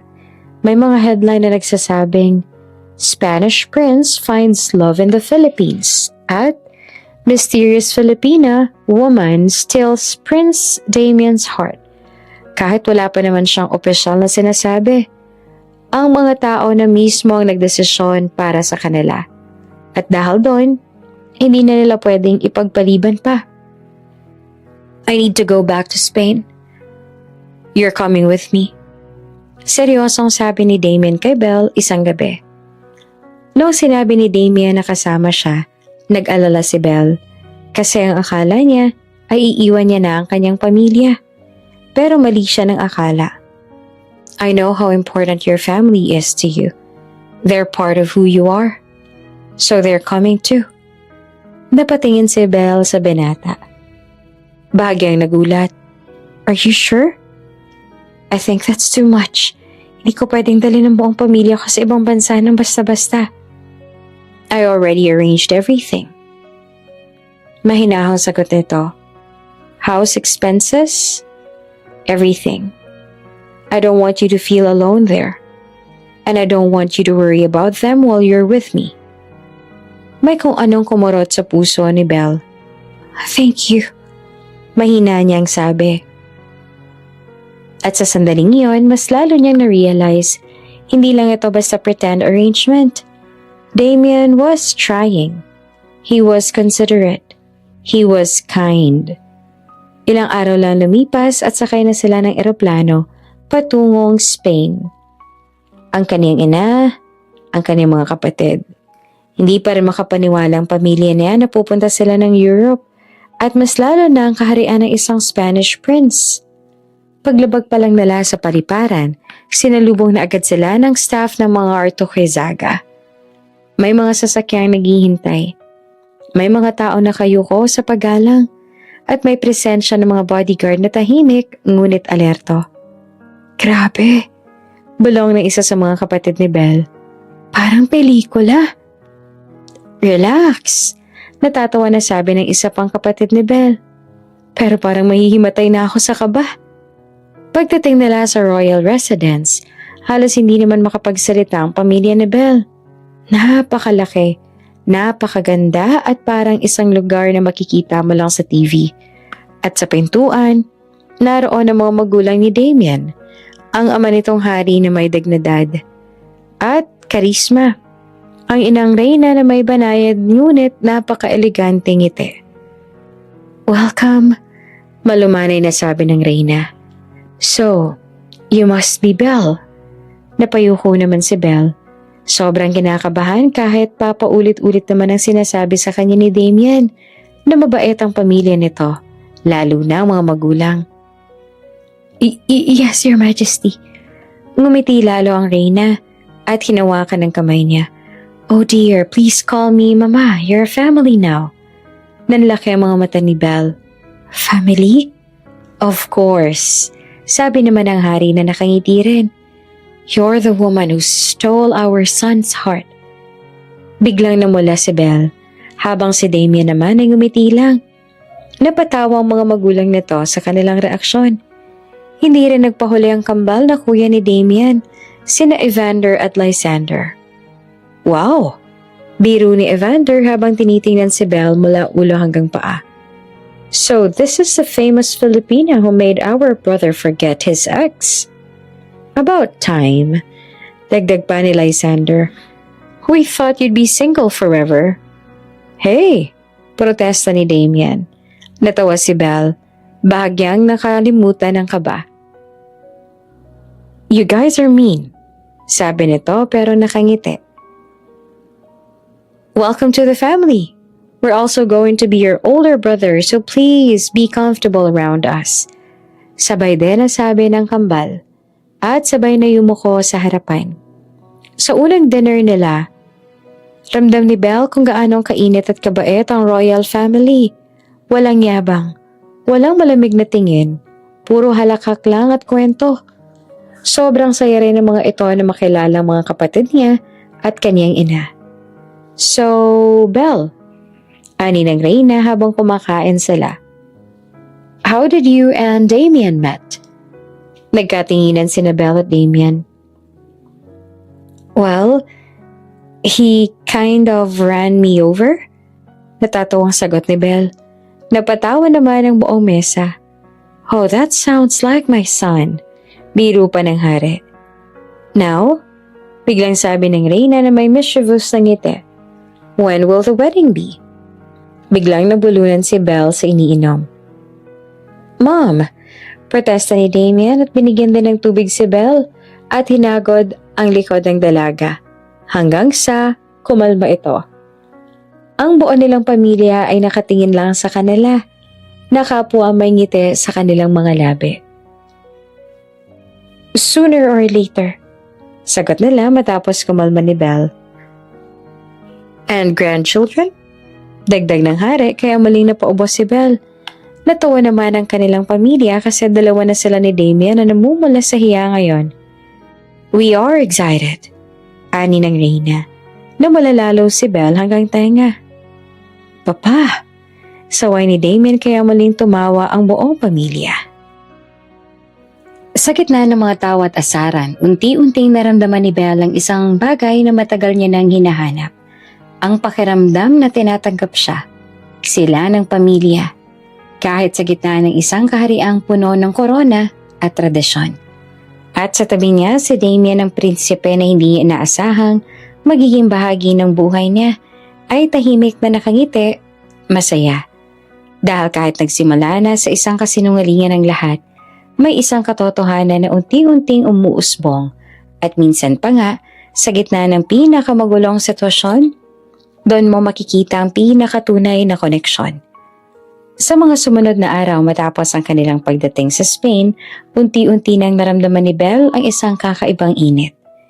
Hindi mula sa araw ng Europa kundi mula sa mga taong nasa paligid niya.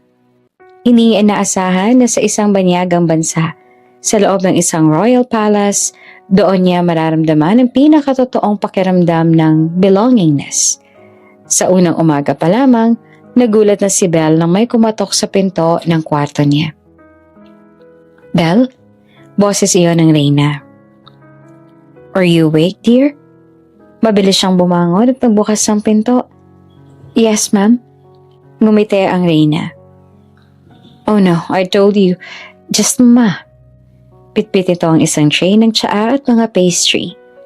I was thinking maybe you'd like to have breakfast with us and with your family too. Nanlaki ang mga mata ni Belle. You don't have to do that, Your Highness. I want to. Sagot nito. Your family now. May kung ano namang kumurot sa dibdib ni Belle. Hindi siya sanay sa ganitong trato, lalo na galing sa mga taong may ganitong katayuan sa buhay. Sa dining hall ay naroon ang buong pamilya ni Damien. Ang hari, ang kambal na sina Evander at Lysander, at pati na rin ang pamilya ni Belle. Napansin agad ni Belle kung gaanong kabait ang royal family sa kanyang ina at mga kapatid. So, you're the strong woman who raised Belle, sabi ng hari sa mama niya. We owe you a lot. Napangiti ang kanyang ina at halos naiiyak. Hindi po. Ginawa ko lang po ang kaya ko para sa mga anak ko. And you did it beautifully, sagot ng Reyna. Ang mga kapatid ni Belle ay halatang nahihiya sa una, pero nang marinig ang pagbibiro ni na Evander at Lysander, unti-unti silang naging komportable. At doon na-realize si Belle, dito niya nahanap ang peace kasi wala ni isang matang mapangmata sa pamilya ni Damien. Lahat sila mababait, walang tinging mapanlait, walang salitang nagpaparamdam na sila ay mas mababa. Sa Pilipinas, kahit ang sariling dugo, ramdam niyang para bang palagi silang nasa ilalim. Dito, sa isang palasyo, mas ramdam niyang pantay sila. Sa mga sumunod na araw, madalas na magkasamang pamilya ni Belle at pamilya ni Damien. Naglalakad sa hardin, nagkakape sa terrace, at nagkakwentuhan na para bang matagal na silang magkakalala. Ang mama ni Belle ay tinuturuan ng Rina kung paano gumawa ng ilang European dishes. Ang mga kapatid ni Belle naman ay tinuturuan ng kambal ng fencing at horseback riding. Grabe, bulong ng isang kapatid ni Belle. Akala ko ang mga royal family sobrang arte at mapagmataas. Napangiti naman si Belle. Akala ko nga rin. Pero hindi pala sila ganun ano. Di sila mga maarte. Oo, sagot ni Belle. At sobrang babait pa. Doon niya mas lalong naintindihan ng isang bagay. Ang mga taong tunay na mayaman hindi kailangang magyabang. Isang hapon, magkasama sila ni Belle at ng Reyna sa hardin. You know, biglang sabi ni Elena, I've never seen Damien this happy. Napatingin naman si Belle sa Reyna. He smiles more. He laughs more. He looks lighter. Talaga po? Yes, ngumiti ang Reyna. And that's because of you. Namula si Belle. And that's why you're perfect for him. Dagdag pa nito. You're kind. You're strong. You're genuine. We couldn't ask for more. Mula sa malayo, nakita niya ang hari at ang kambal na pinagmasdan si Damien na may kausap sa tawag. That boy, sabi ulit ng Reyna, is very lucky to have you. Naramdaman ni Belle ang init sa kanyang puso.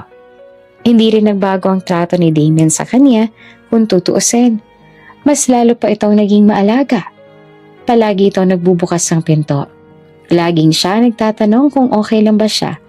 Laging ito ang nauunang mag-adjust para sa kanya at sa pamilya niya. Are you comfortable? Do you need anything? Is your family okay? Madalas iyon na itanong sa kanya ni Damien para lang masiguro na ayos lang siya at comfortable din siya. Minsan hindi niya maiwasang ngumiti. You don't have to worry about us all the time, Damien. I want to, sagot nito. You're important to me. At sa simpleng mga salitang yon, unti-unting bumabalot sa puso ni Belle ang isang damdaming hindi niya inaasahan. Sa gitna ng palasyo, ng mga korona at yaman, doon niya natagpuan ang isang bagay na hindi niya naranasan kahit sa sarili niyang bansa. Isang pamilyang tumatanggap, isang tahanang hindi nang mamaliit, at isang lalaking kahit na prinsipe ay marunong umunawa at rumespeto. Puno ng ilaw at camera ang conference hall ng palasyo. Sunod-sunod ang pag-flash ng cameras, bulungan ng media at ang mahinang ugong ng mga reporter na sabik sa bawat sagot. Magkatabi sina Belle at Damien sa mahabang mesa. Hawak ni Damien ang kamay niya sa ilalim ng mesa. Hindi para sa palabas kundi para iparamdam na hindi siya nag-iisa. Relax, bulong nito. You're doing great. Huminga ng malalim si Belle at tumango. Your Highness, sabi ng reporter, we recently found out that Miss Belle used to work as a delivery girl and a waitress in the Philippines. How did you manage such a life before meeting the prince? Tahimik ang buong hall. Ngumiti si Belle. Hindi pilit, hindi scripted. I worked because I had to, sabi niya. My father died early. Bigla kaming naiwan na walang sandalan. So I became the one who stood up for my family.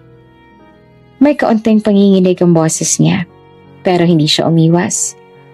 I delivered food. I waited tables. I did whatever honest job I could. I wasn't ashamed of it. In fact, I am proud. I wanted my mom and my siblings to eat, to go to school, to feel safe. Nagpalakpakan ng ilan. And how did you handle the hardship?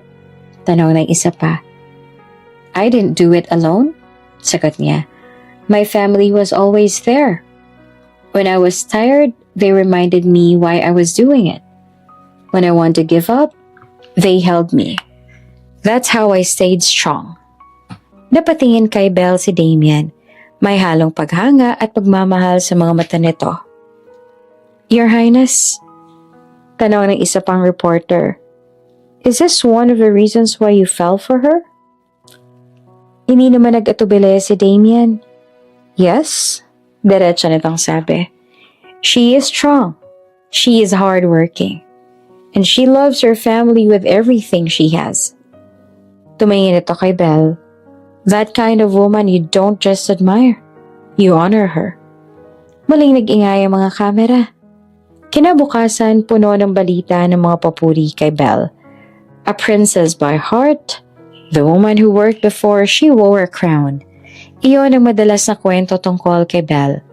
Sa mga sumunod na linggo, naging bahagi na ng araw ni Belle at Damien ang pagdalo sa iba't ibang charity events, mga fundraising gala, children's hospitals, refugee shelters at education foundations.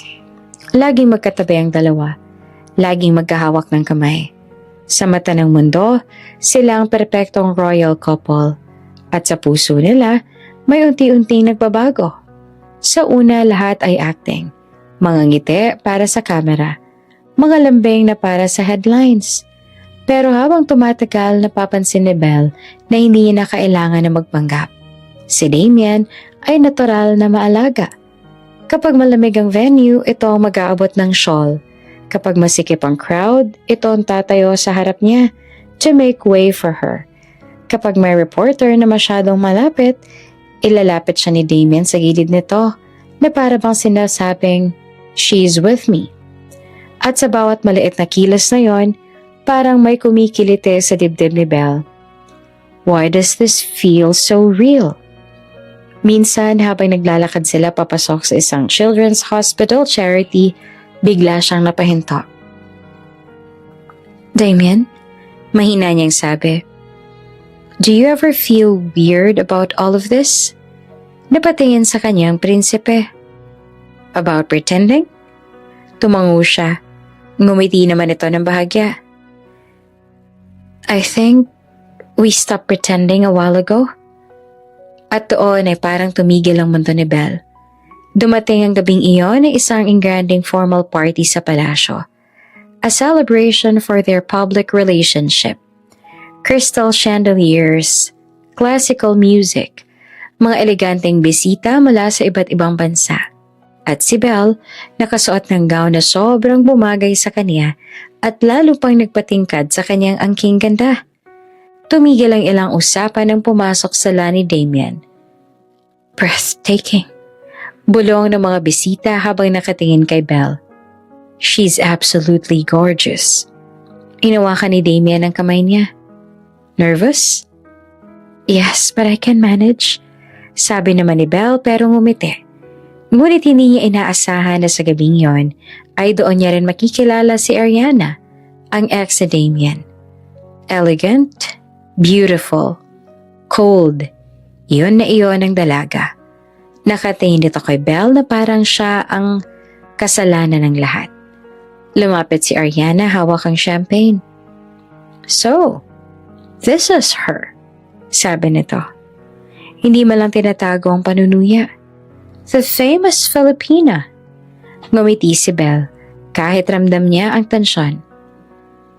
I've heard a lot about you, sabi ni Ariana. A waiter, a delivery girl, no degree, no status. How interesting.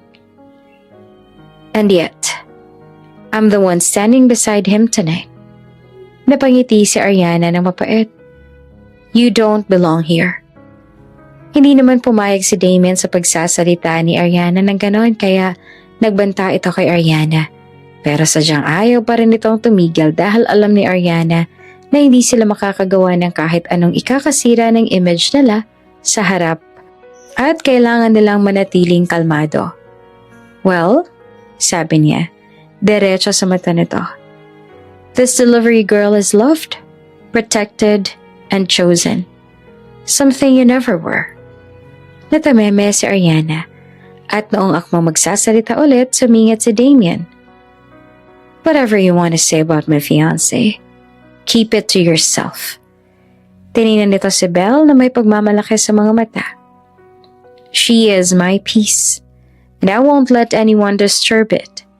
You've done enough in the past few months by spreading rumors, and I won't allow you to ruin our peace again, Ariana.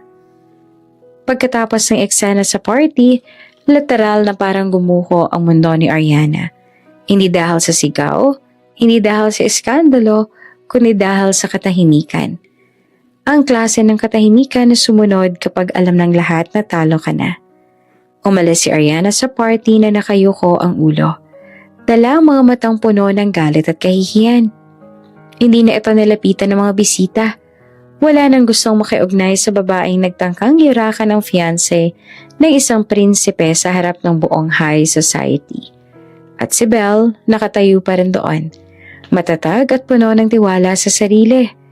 Kasi siya yung tipo na hindi kailanman magpapaapi. Lumapit ang Reyna, ang ina ni Damien, at marahang hinawakan ng kamay ni Belle. My dear, sabi nito sa mahinahong tinig, I am deeply sorry that you had to go through something like that tonight. Sumunod ang ama ni Damien. You didn't deserve that. No woman does. Ngumiti naman si Belle. Your Majesties, sabi niya. It's okay. I've faced worse before. And I know who I am. I know my worth. What she said doesn't define me. Napatingin ang Reyna sa kanya, halatang lalong humanga. You are strong, sabi nito. And that makes you even more beautiful. Ngumiti si Damien at ipinagmalaki siya. You know, dagdag ng hari, you are becoming more endearing day by day. Don't ever lose that fire. Kinabukasan, habang nasa terrace si Belle, kasama ang kanyang ina, tumunog ang telepono. Mga kamag-anak mula sa Pilipinas.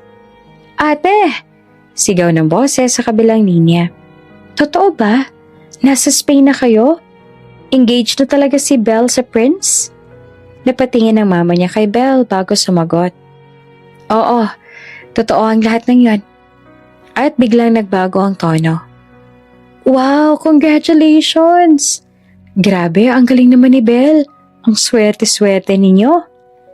Si Belle ay tahimik lamang na nakikinig sa mga papuri nila at kung paanong bigla silang kinilala ng kamag-anak ng mga ito matapos ang lahat ng pangahamak nila noon sa kanila. Noon ang mga boses nila ay puno ng pagmamaliit, pero ngayon, puno na ng paghanga. Pero hindi na iyon ang mahalaga. Hindi dahil wala na siyang pakialam sa mga taong iyon, kundi dahil hindi niya na kailangan na patunayan ang sarili niya sa kanila. Pagkatapos ng tawag, huminga siya ng malalim. Ma, sabi niya, nakakatawa rin minsan ano? Ngayon lang kami nila nirespeto. Ngumiti ang mama niya. Sabi nga nila, saka lang nakikita ng tao ang halaga mo pag may napatunayan ka na sa kanila. Kapag nag-shine ka na. Ngumiti si Belle. But I already knew my worth even when I was in the dark. At sa sandaling iyon, alam niya na hindi siya naroon sa Spain para patunayan ang sarili niya sa mundo. Naroon siya para maging tapat sa sarili niya, sa pamilya niya, at sa pagmamahal na unti-unting nagiging totoo. Walang sino man ang nakakaalam kung paano nalaman ni Ariana ang totoo. May nagsabing may nakarinig. May nagsabing may nag-leak mula sa loob ng palace. May nagsabing matagal na raw itong naghahanap ng butas. Basta isang umaga, pagising ni Belle, nag-aapoy na ang buong social media. Fake engagement? Prince Damien and his fiancé? Just a cover-up? Belle, hired girlfriend? Paulit-ulit na lumalabas ang mga headline. Sa loob naman ng palasyo parang may lindol. Ang mga staff ay nagmamadali at hindi na magkanda o gaga para linisin ang issue na muling kumakalat. Ang mga guards ay nagkakagulo na para pigilan ang mga reporters na gusto silang kunan ng panayam. Ang Royal PR team ay halos hindi makahinga. At si Belle nakaupo sa gilid ng kama, hawak ang cellphone. Nanginginig ang mga daliri habang binabasa ang mga comments. Of course it's fake. She's just a commoner. Bayaran lang yan. Prince deserves better. Parang bumalik ang lahat ng panlalait na iniwan niya sa Pilipinas. Biglang bumukas ang pinto at pumasok si Damien. Agad itong lumapit kay Belle at hinawakan ang kanyang mukha. Hey, mahina nitong sabi. Look at me. Tiningnan nito ni Belle at nangingilid ang luha. I'm so sorry, bulong ni Belle. Because of me. Damien shook his head. No, because of lies. And we will face them. Makalipas ang ilang oras, nagtipon ang buong media sa Grand Hall ng Palace. Naroon ang Hari at Reyna. Naroon ang kambal na prinsipe. At sa gitna, si Damien at si Belle. Magkahawak ang kamay. Tumayo si Damien sa harap ng mikropono. Good afternoon, matatag niyang sabi. I am here to address the rumors that have been circulating. Tahimik ang buong hall. I understand the confusion. I understand the doubt. But let me make this clear. Tumingin ito kay Belle. My relationship with Belle is real. Nagbulungan ng mga tao. Yes, it did not start the way fairy tales usually do. Pagpapatuloy nito. But not all love begins with fireworks, isn't it? Some love begins with respect, with gratitude, with understanding. Huminga ito ng malalim. What we have started with was respect, and respect grew into something deeper, into care, into love. Tumayo si Belle at bahagyang nanginginig pero matapang. I didn't come here to deceive anyone. I came here as myself. A woman who loves her family. A woman who respects this man beside me. Tumingin siya kay Damien. And whatever the world thinks, what matters is what we are to each other. Bumalik si Damien sa mikropono. I apologize for the chaos this has caused. Anito. But I will not apologize for choosing Belle. Tumahimik ang buong hall. If there is a woman I see my future with, it is her. Not because she's perfect, not because she fits a title, but because she is true and she's the one I admire and truly love. Hinigpitan nito ang hawak sa kamay ni Belle, and that is enough for me. Sa sandaling yon, hindi na mahalaga kung paano nagsimula. Ang mahalaga, pinili nilang ipaglaban ng isa't isa sa harap ng buong mundo. Pagkatapos ng conference, tila biglang bumigat ang hangin sa loob ng palasyo. Parang lahat ng ingay ng mundo, ang media, ang chismis, ang sigawan ay naiwan sa labas ng makakapal na pader. Naiwan na lamang sina Belle at Damien sa harap ng dalawang taong pinakamahalaga sa buhay ni Damien, ang Hari at Reyna ng Spain. Tahimik ang silid, mabigat ang katahimikan na bumalot sa kanila. Parang may hinihintay na hatol. Ang Reyna ang unang nagsalita. Magaan pa rin ang tono ng boses nito, pero naman na may bigat ang bawat salita. Damien, Belle, we know the whole truth, sabi nito. We don't know if what the world is saying is right. We don't even know if what you have is something that started as pretending. Nagkatinginan si Belle at Damien. Ngumiti ang Reyna ng bahagya. But we do know is that when we look at you, we see two people who care deeply for each other. Tumango ang hari. We have watched Belle. Seryoso nito. How she carries herself. How she respects this family. How she loves Damien. Whether this began as something real or not, we truly hope it ends in something real. Huminga ng malalim si Damien. Then he took a step forward. Ma, pa, sabi nito. I need to be honest with you. Biglang tumigil ang tibok ng puso ni Belle. Yes, patuloy pa ni Damien. It started as pretending. I was desperate to protect my name. And Belle agreed to help me. Napahigpit ang hawak ni Belle sa palda ng suot niya. But somewhere along the way, I stopped pretending.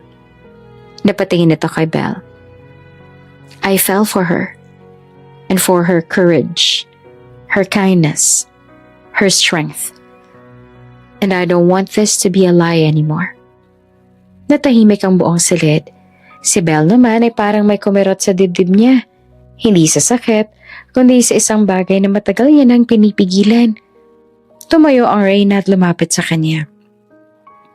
Belle, mahinahon itong sabi. No matter how this started, what matters is what you choose now. Ngumiti ang hari. And whatever that choice is, we will respect it. Matapos ang ilang sandali, iniwan silang dalawa ng hari at Reyna. Naiwan sina Damien at Belle sa silid, magkatapat. Parang dalawang taong nasa gilid ng bangin. Isang hakbang na lang, mahuhulog na sa katotohanan. Belle, mahina ngunit seryoso ang boses ni Damien. I meant every word I said out there. I don't want you as a pretend fiancé anymore. Lumapit ito ng kaunti sa kanya. I want you as my real one. If you'll give me a chance. Tahimik naman si Belle ng ilang segundo. Naririnig niya ang tibok ng sariling puso. Naalala niya ang lahat. Kung paano siyang tinulungan ni Damien. Kung paano niya itong prinotektahan. Kung paano siya nitong tiningnan na parang siya lang ang tao sa mundo. I was scared, sabi ni Belle sa wakas. Scared that this world is too big for someone like me. Ngumiti si Damien ng banayad at totoo. And I was scared that someone like you would never choose someone like me. Nagkatinginan sila. Huminga ng malalim si Belle. Then maybe we should stop being scared. Dahan-dahan niyang iniabot ang kamay niya. I'm willing to give us a chance. A real one. Parang huminto ang oras nang hawakan ni Damien ang kaniyang kamay. Then I promise, bulong nito.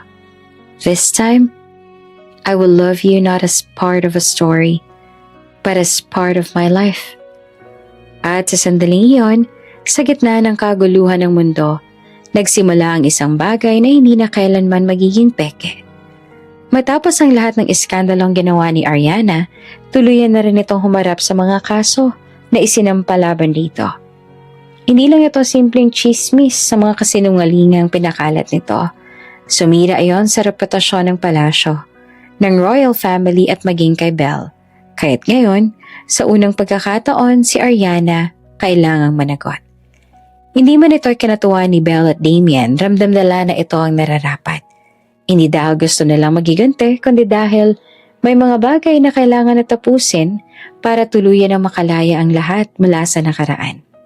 At sa gitna ng lahat ng iyon, may isang bagay na mas pinili nilang pagtuunan ng pansin ng isa't isa.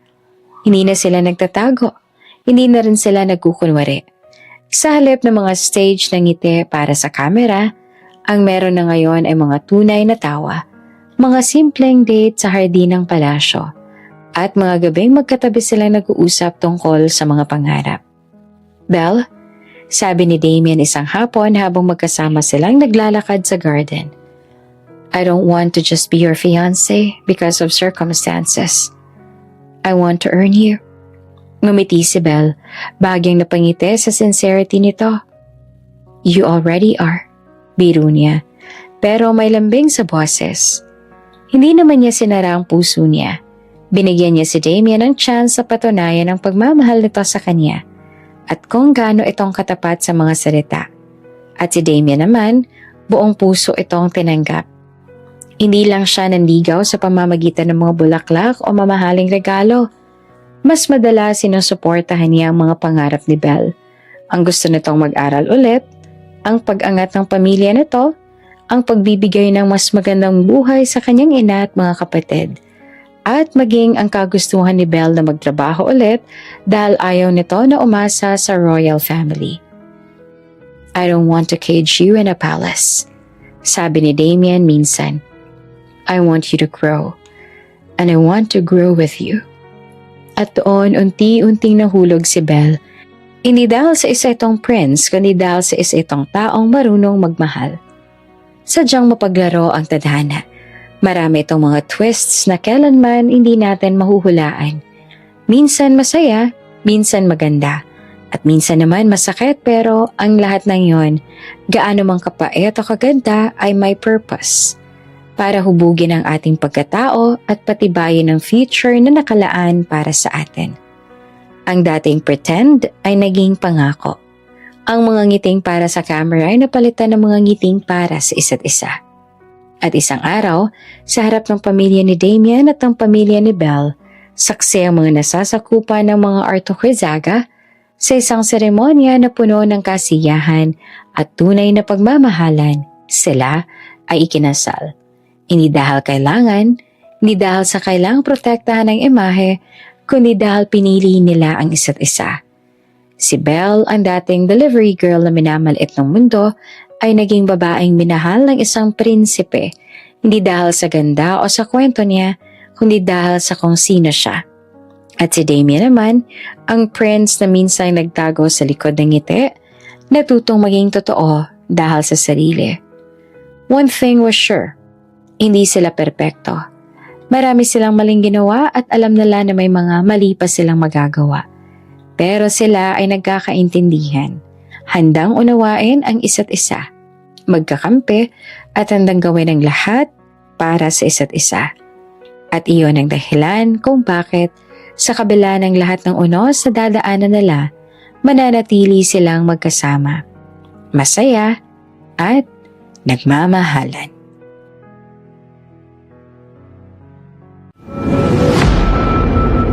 Bago ka pa lang sa channel na ito, Ate Jane TV, huwag kalimutang pindutin ang notification bell and subscribe button. Sana po hindi naman malaking abala sa inyo ang pagpindot ng subscribe button dahil ang kapalit po nito ay ang pagsuporta para makapag-produce ng mga libreng stories sa mga channels ni Ate Jane. Maraming salamat!